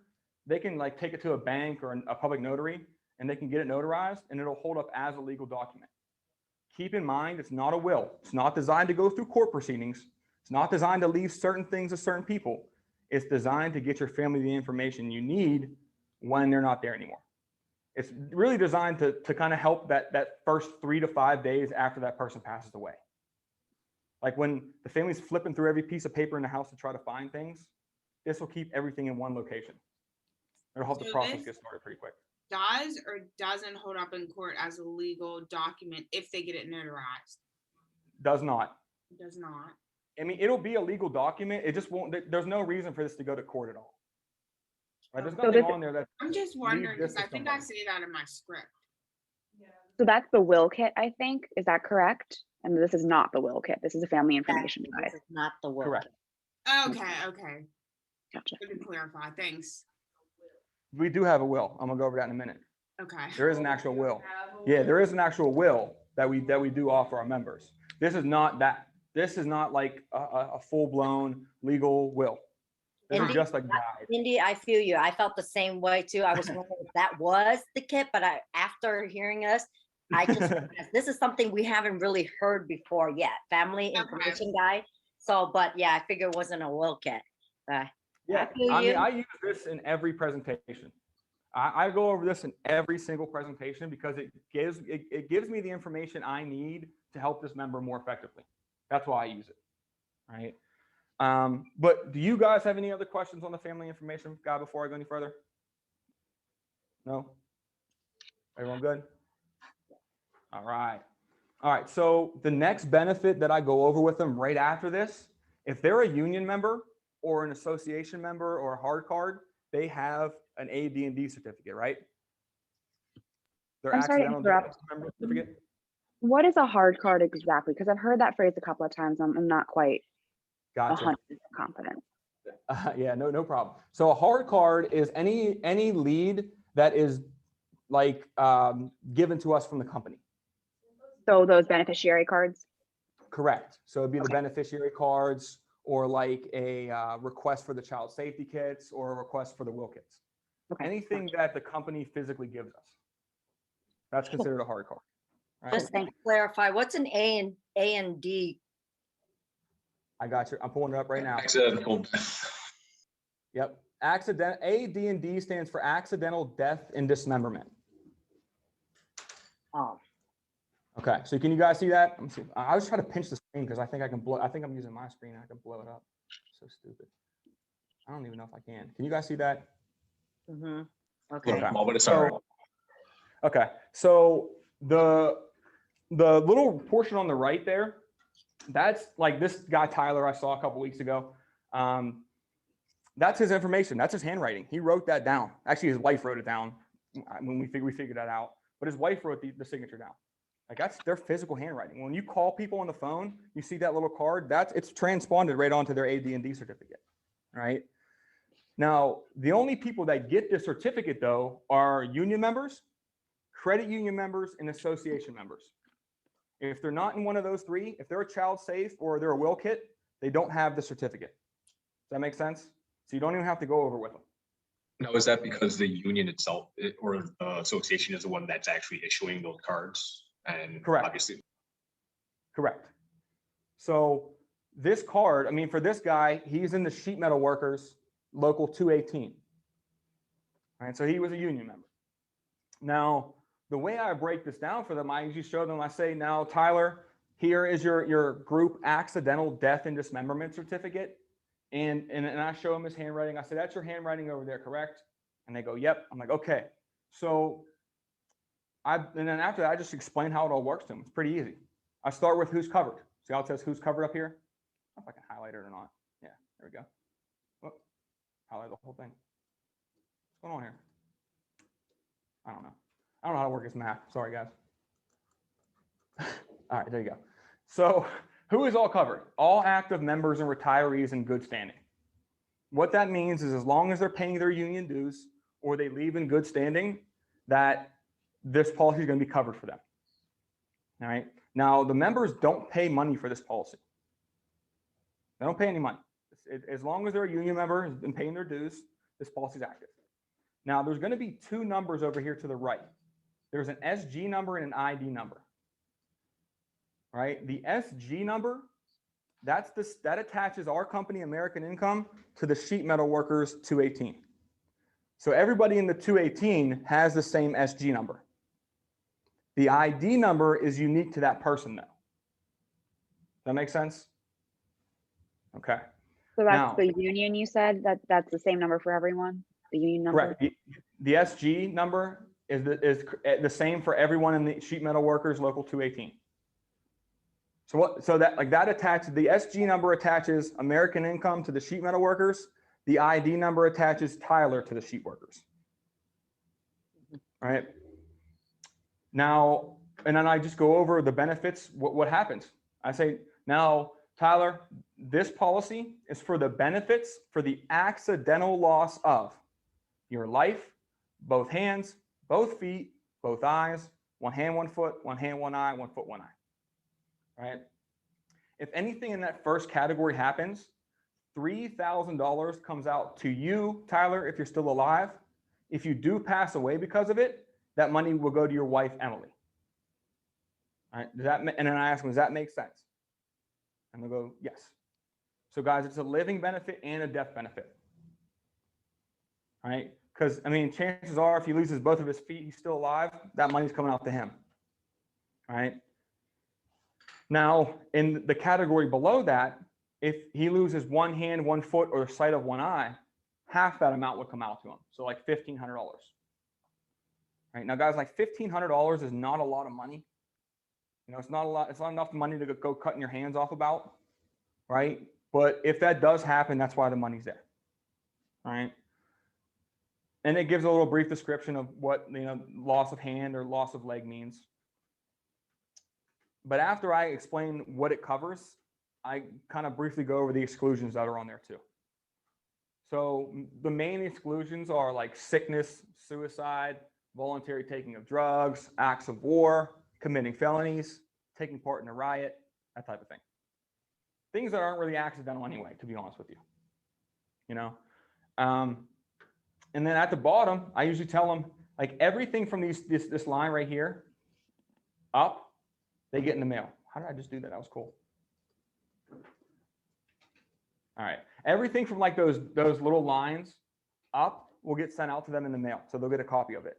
Everything from those little lines down, I usually cut off and I keep at the office for our records. All right. So I tell them, I say, we got to make sure the bottom, Tyler, is correct information. So your name spelled right? And he'll say yes. And I'll say, okay, is your address right? The 2642 South Homer Lake Road. And they'll go, yes. And I say, okay, now your date of birth in there correct as well? And I'm like, yep. Okay.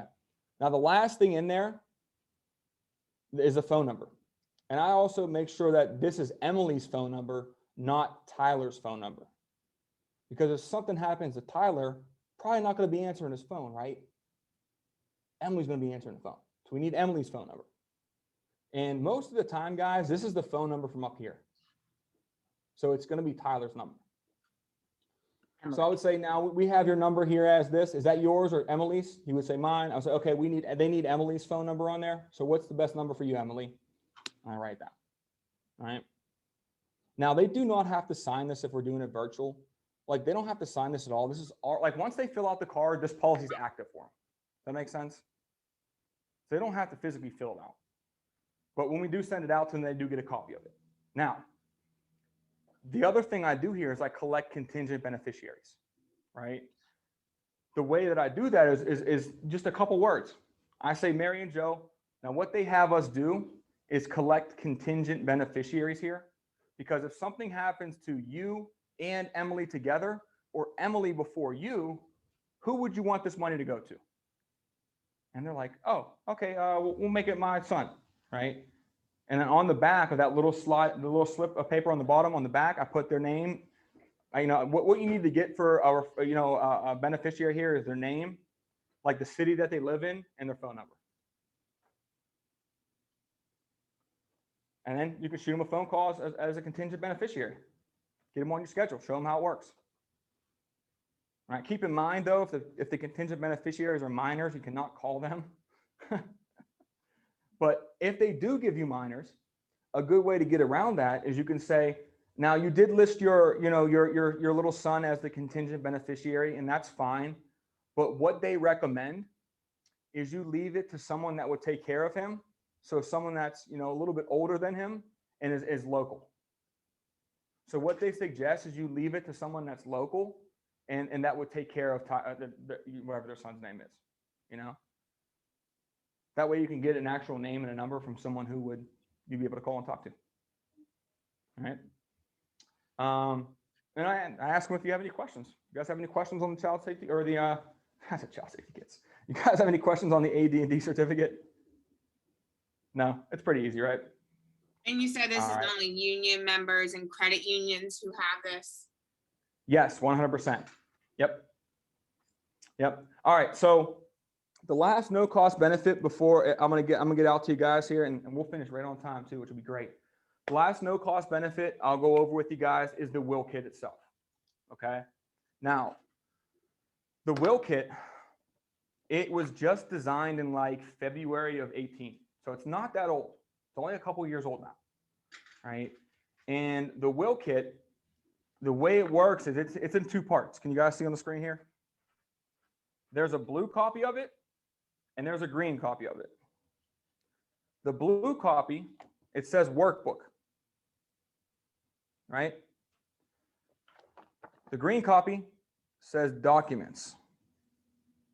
So why we designed this is because the blue copy is like a rough draft. It's designed to walk them through how it works. It's designed for them to mess up, to change, to fix, to replace certain things. Once they have it finalized in the blue copy, they just transfer everything over to the green copy and they get it notarized. All right. So I usually walk them through the actual copy of it because I have a PDF of it and I'll email that out to you guys as well. But in the blue copy, if you guys can see that, I don't know if you guys can really see it. This information and this information, the first page is the same. When you open up the pages, there's the same information on this side and this side in the workbook. Because this side is going to give you an explanation on how to fill it out. There's no blank lines, you see? But over here, there's blank lines. See? So the first part shows you how to fill it out, and the second part is where you put the information at. And then when you actually go over the will, there's really no description. It's just blank lines, right? So I'm going to pop up on the screen so you guys can see it here. All right. All right. Can everybody see that? Okay. I want to make it big so you guys can see here too. Okay. All right. So that's what the green version looks like there, the actual documents. So the first page, there's nothing really on there, just a disclaimer on the bottom. The second page is where they would put their name at. That's whose will it is. All right. Same thing with the top part here, last will and testament of their name. All right, you put their name there. Oh, why did that not work? Okay. Here we go, draw. Blue. Okay. Still not working. Oh, whatever. All right, so, and then you're gonna put their name there. Article number one is identification of family. Now, I want you guys to keep in mind when I'm explaining this kit right now, I'm gonna walk you through it kind of slow. You should take maybe 5-10 minutes of the time with them to walk them through this. I'm going to send you when we get done here. I want everyone to put whoever's virtual, put your email in the chat so that I can send you the email that'll have a video of Mark Zipper walking you through the will kit, the long version of it and the short version of it, and it'll also have the PDF in there too.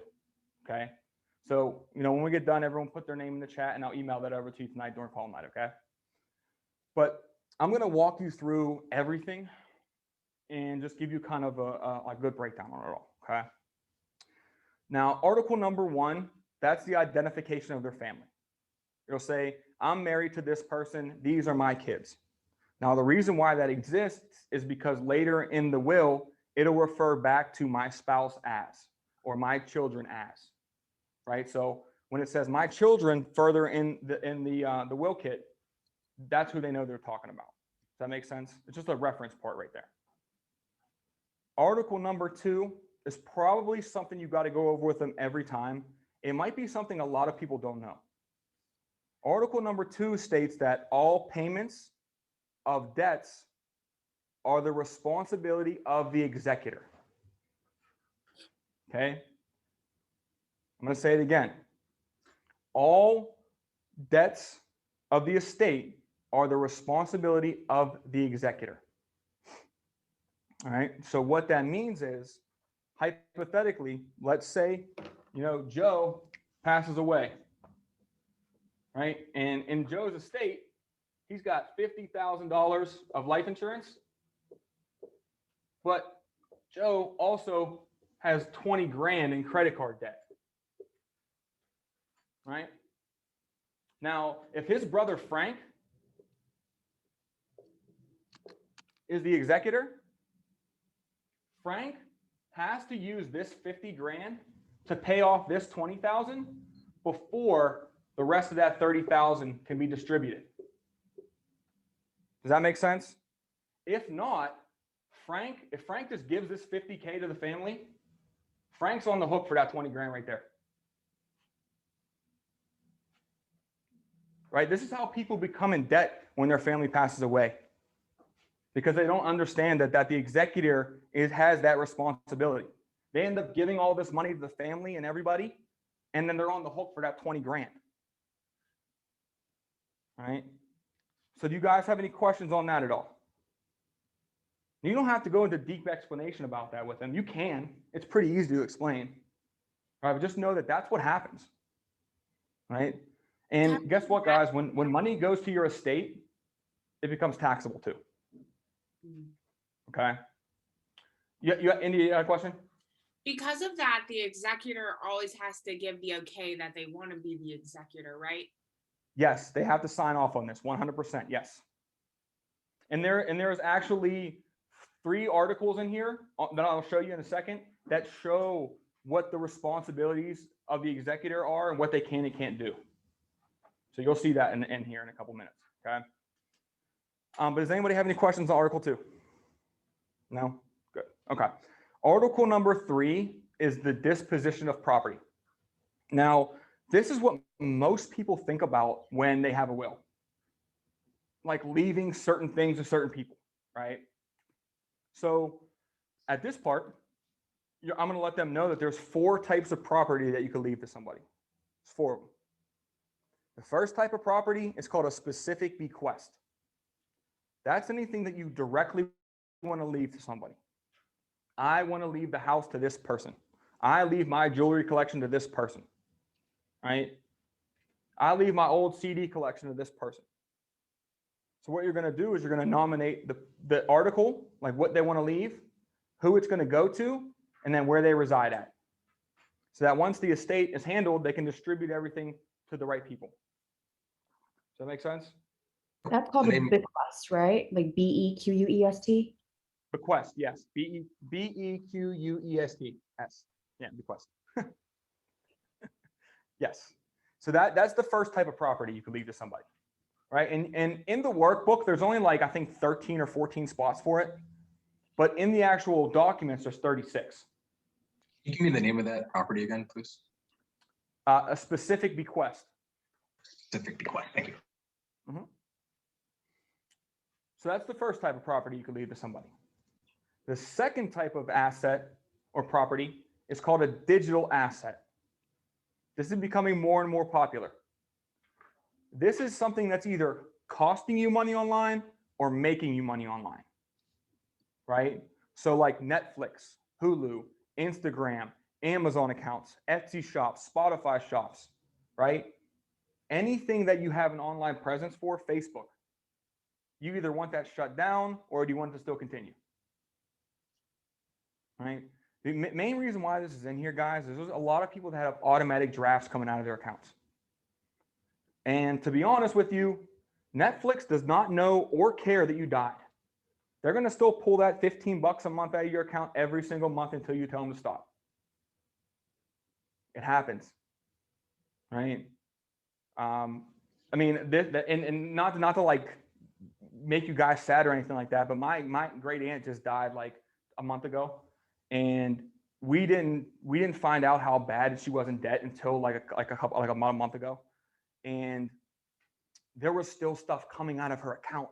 She was like, she worked at Big Lots and would buy stuff all the time, and she was a big hoarder from QVC, so she still had so many bills coming in after the fact that she passed away, and she had money in accounts.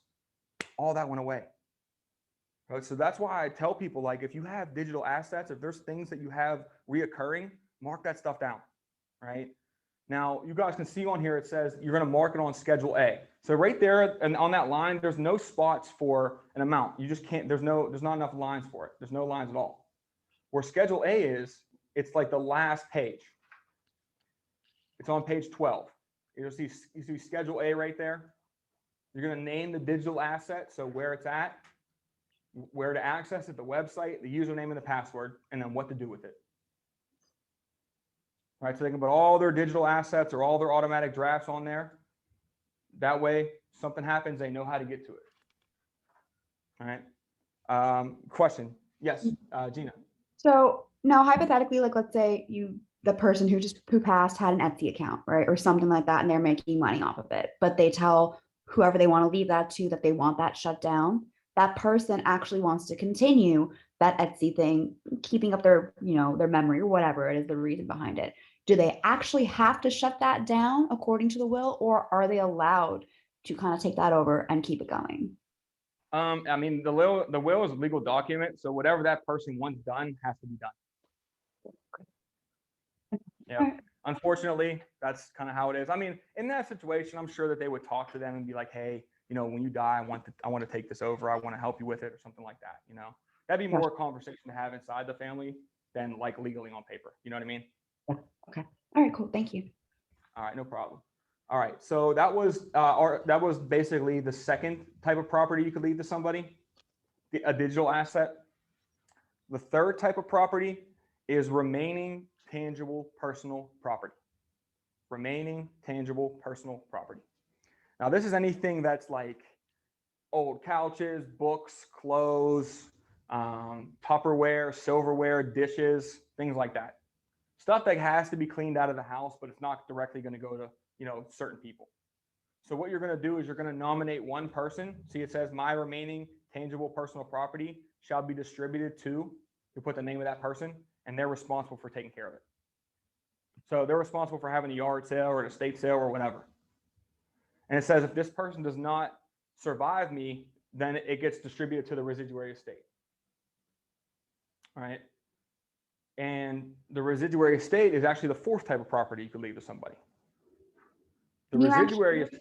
Oh, sorry. Can you actually leave your remaining tangible personal effects to multiple people, or does it have to be to one specific person? Like, can you leave it to both of your children, essentially?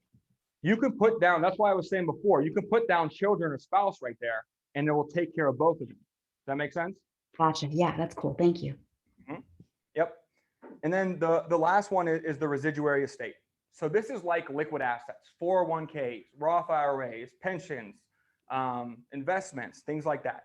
Everything once you pass away goes to your estate. This is where you would break this 50 grand down. Does that make sense? Everything will be added up in your estate, and then you would break this 50 grand down by who you wanted to give it to. So you can do a certain percentage to this person, a certain percentage to this person. The one thing I'm going to tell you guys here is make sure that your members know that it has to add up to 100% at the bottom there. It sounds like a very small, stupid thing, but if the judge sees it not adding up to 100, he could throw this out because of incompetence, because you didn't fill it out right. All right. So make sure it adds up to 100%. All right. Anybody got questions on article number 3? 100%, or did I just hear you say 200%? 100. 100. Oh yeah. Thank you. Yep. I have 100. 2 questions. Yep. With the 100%, what is it that they're adding? Is that for specifically like the Roth and the 401k? Yeah. So like, India, good question. So let's say that this person's estate was worth 50 grand, right? Joe's estate's worth 50 grand, and he has 4 kids, and he wants each of them to have 25% of that, right? So 25% there, 25% there, 25% there. Does the percent sign go in front or behind? I don't know. Who cares? All right, 25%. So each of them is going to get it. It goes behind. Yeah. So each one of the kids is going to get 25% of that 50 grand. Does that make sense?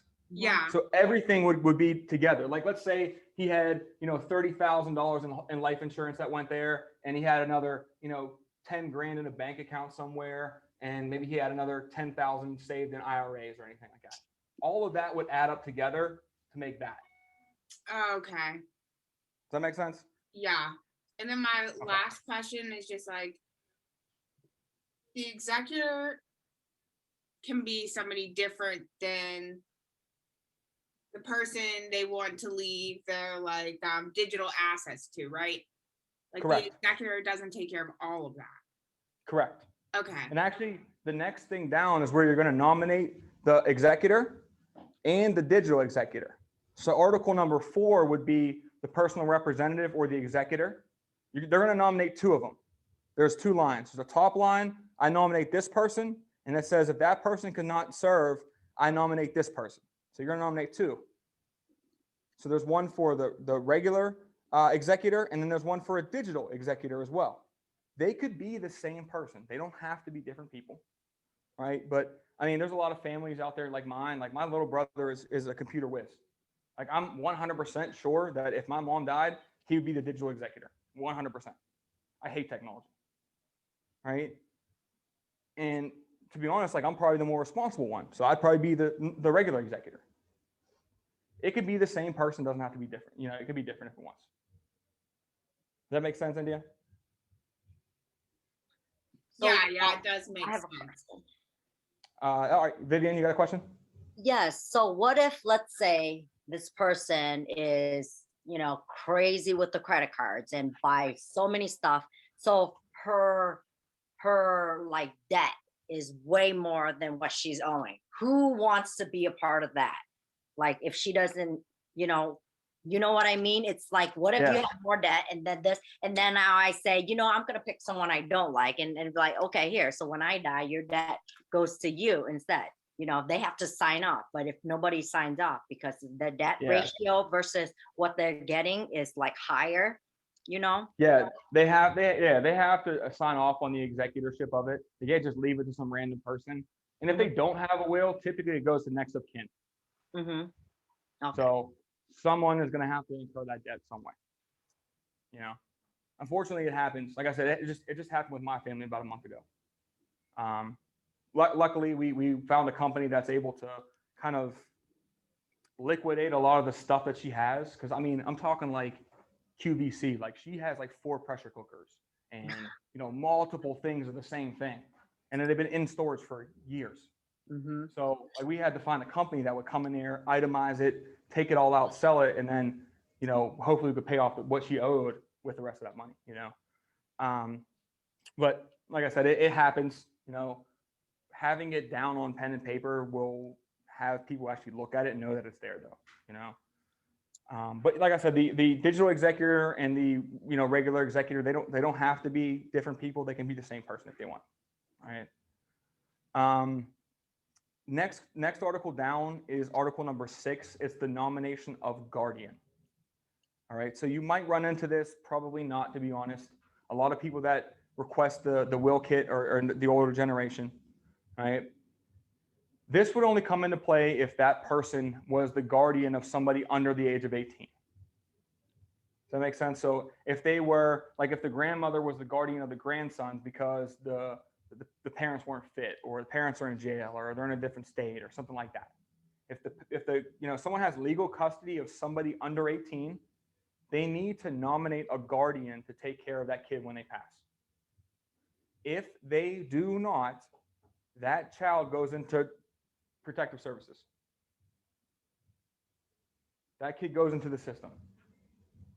Right? And I've never been in it myself, never heard any crazy stories, but I know for a fact that it's not that they're in that group home for 2 days and they get to go home.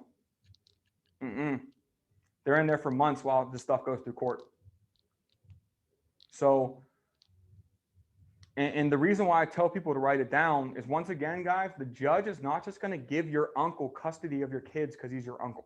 It's not how it works. He doesn't know your uncle from a guy down the street. He's not just going to just give him custody. He has to have it written down and notarized in an actual document. That's why that article's there. So I tell parents that they have kids that are under 18, just nominate a guardian so that they don't go into the system. Okay. And that's the same thing with article number 7, right after that, the nomination of pet guardian. Right? Pets are like people's kids. Like I have a dog. My dog's like an old man. He's 12 now. He's like my son. Like I spent a lot of money on, I spent more money on my dog probably than me, to be honest. Right. So if something were to happen to me, I would want to make sure my dog goes to my family. Because in my situation, my dog is old. If he went to the pound, he wouldn't be there long. I know that. So, and a lot of people that don't have kids have pets. They have cats, they have dogs that they consider their family. So just nominate someone to leave that to. And you can even put down here at the bottom, it says like the executor shall give a certain amount of money from their estate to take care of that pet. That person can even leave them money to take care of the pet. All right. So anybody got questions on article number 6 or number 7? I have a question about how the next of kin is determined. So is there a certain particular order in which, that kind of follows? It's usually oldest. Youngest with the kids, and then it goes to like what, siblings, and from there kind of goes down. Mm-hmm.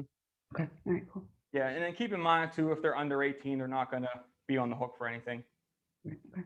Now, once they reach the age of 18, are they now on the hook for that? That's a good question. I don't know the answer to that. I can talk to some people and figure it out for you though, Gina. Yeah, that'd be great. Thank you. Yeah, I could definitely look into that. It's a very good question. I never had it asked to me, so I never really had to kind of look at it yet. I'm just thinking of like a single mom who has no parents, no siblings, nothing, and only has like 1 or 2 kids, and then there's no executor, nothing, and they go into the system, like then she has debt. Does the debt get passed on once the kids turn 18? I'm just curious. I have no idea. So I would assume not though, just because that's a terrible situation to put somebody in, but you never know with like the debt that's out there. Some debt's forgiven and some's not, that's the thing too.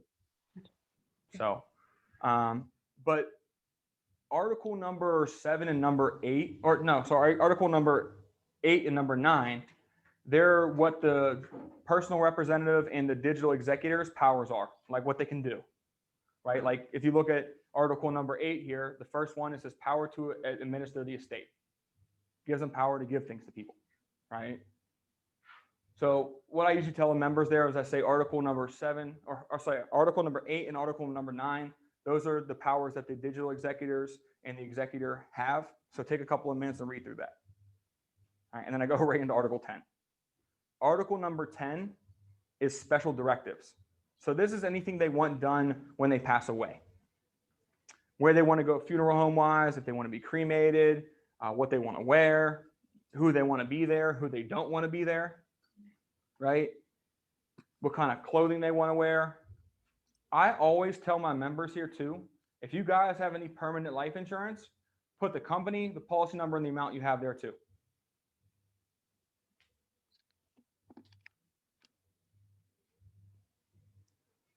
All right, pretty easy there, special directives.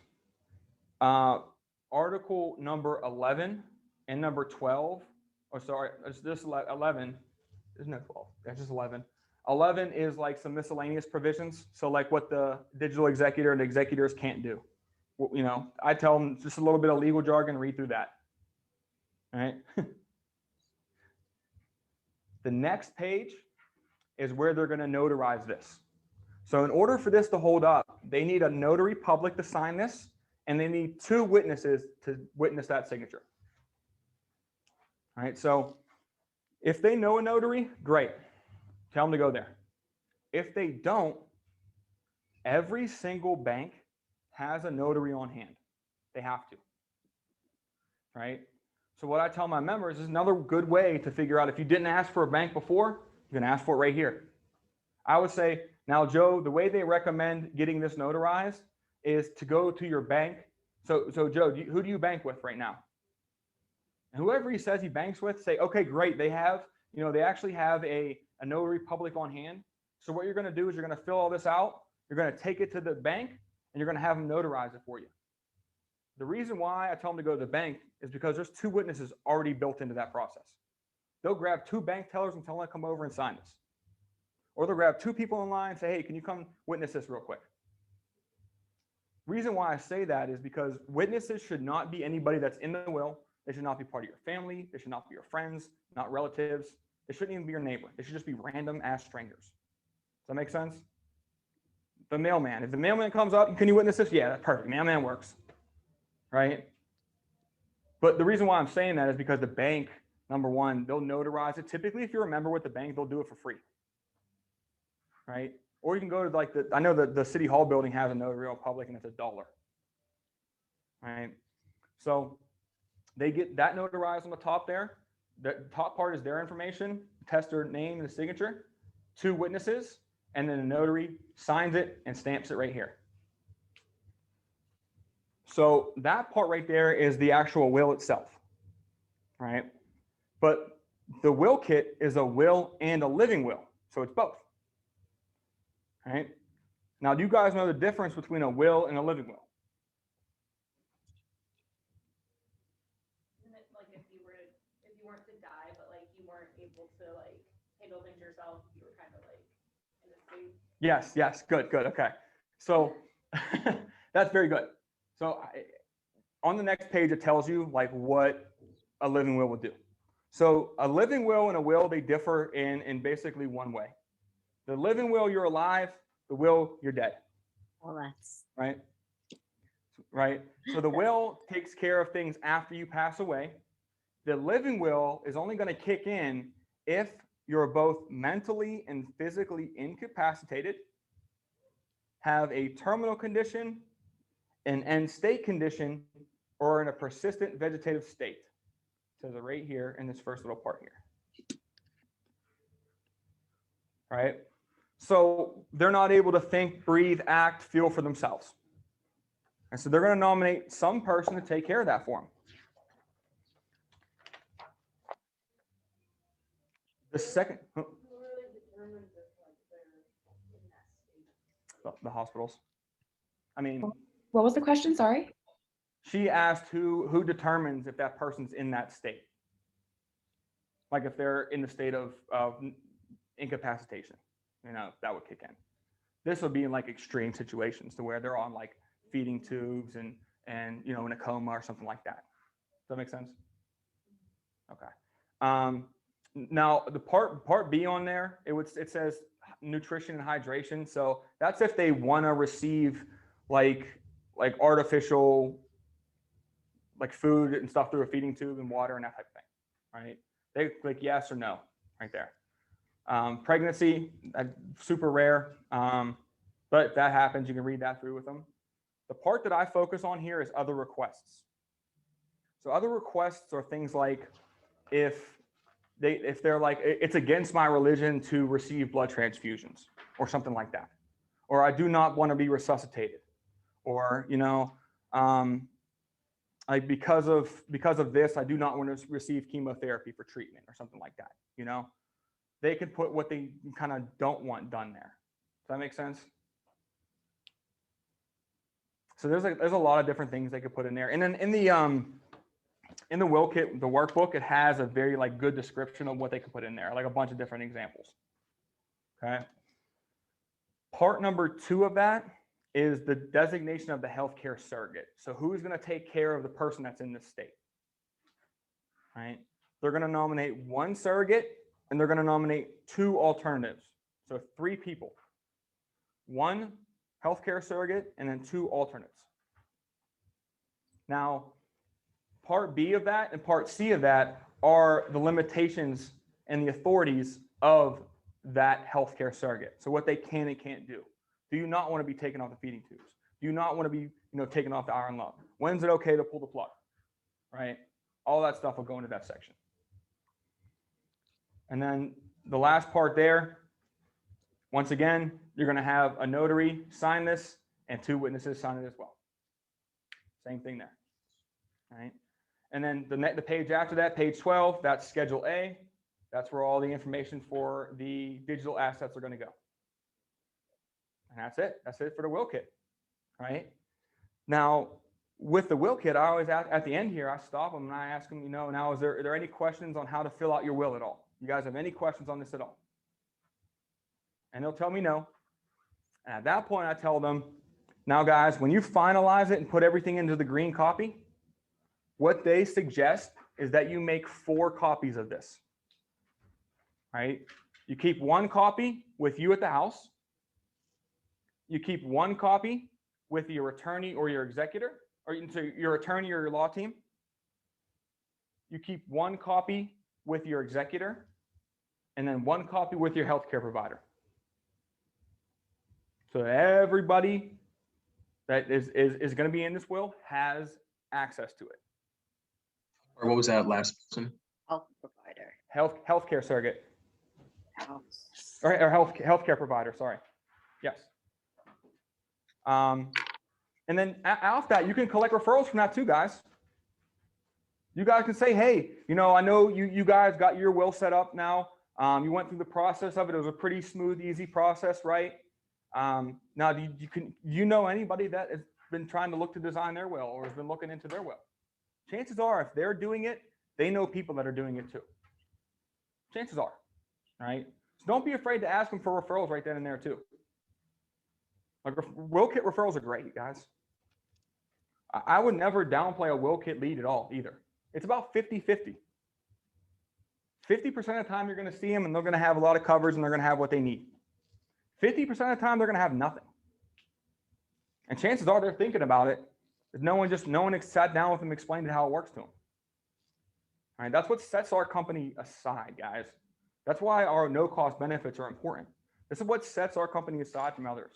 Our education and our knowledge base behind everything. Not every, like, I don't know if you guys know this or not. I'll end with this, but when most people get life insurance, what they do is they type on the computer, they go to a website, and they look at numbers. And they see a big number up here for a small number over here, and they go, yep, I want that one. $500,000 for $20 a month. Yes, click that. They have no idea what the hell that even is or what it covers. That's because they're not experts. So guys, become experts, right? As much knowledge as you can get, it's going to build your control. It's going to build your knowledge base, and they're going to see you as experts, and they'll just listen to everything you do, right? If you do the presentation right, you really should not hear any rebuttals. They should just pick an option. All right? If there's a need and they know the need's there, they should just pick an option. Right? I know we're about 5 minutes over. So, I mean, if you guys have any questions, I'm here for that. If not, I'll let you guys go. But make sure everyone puts their emails in the group chat, please. Got it. And I'll email that over to you tonight. Can you just share your name one more time? Sorry. Drew. My name? Yeah. It's Drew, D-R-E-W. Okay. Yep.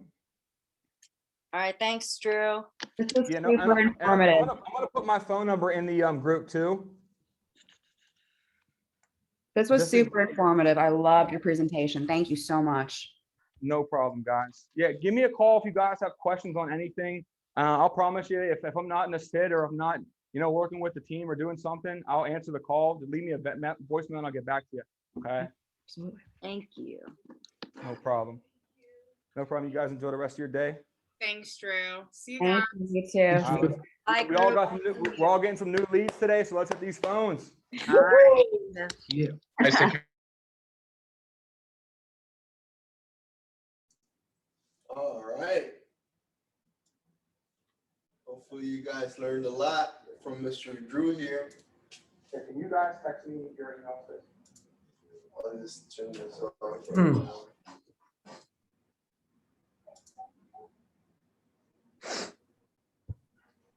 Yes, sir. So that's everything for right now. That's the last video for the day. Yes, sir. Cool, cool. I Probably see you guys appreciate your tomorrow help in the right there. office then. You What's guys that? have a good day. All right, See you, guys. David. Peace out, See you, Jorge. See everybody. you, David. What's up? What's up, brothers? How we doing? Pretty good, man. That shit, it was a wonderful sit right here. Drew's a fucking man. Yeah, we had a good sit, man. He's very informative. He's very detailed on everything. I For actually real. know a lot of stuff I haven't seen up to today.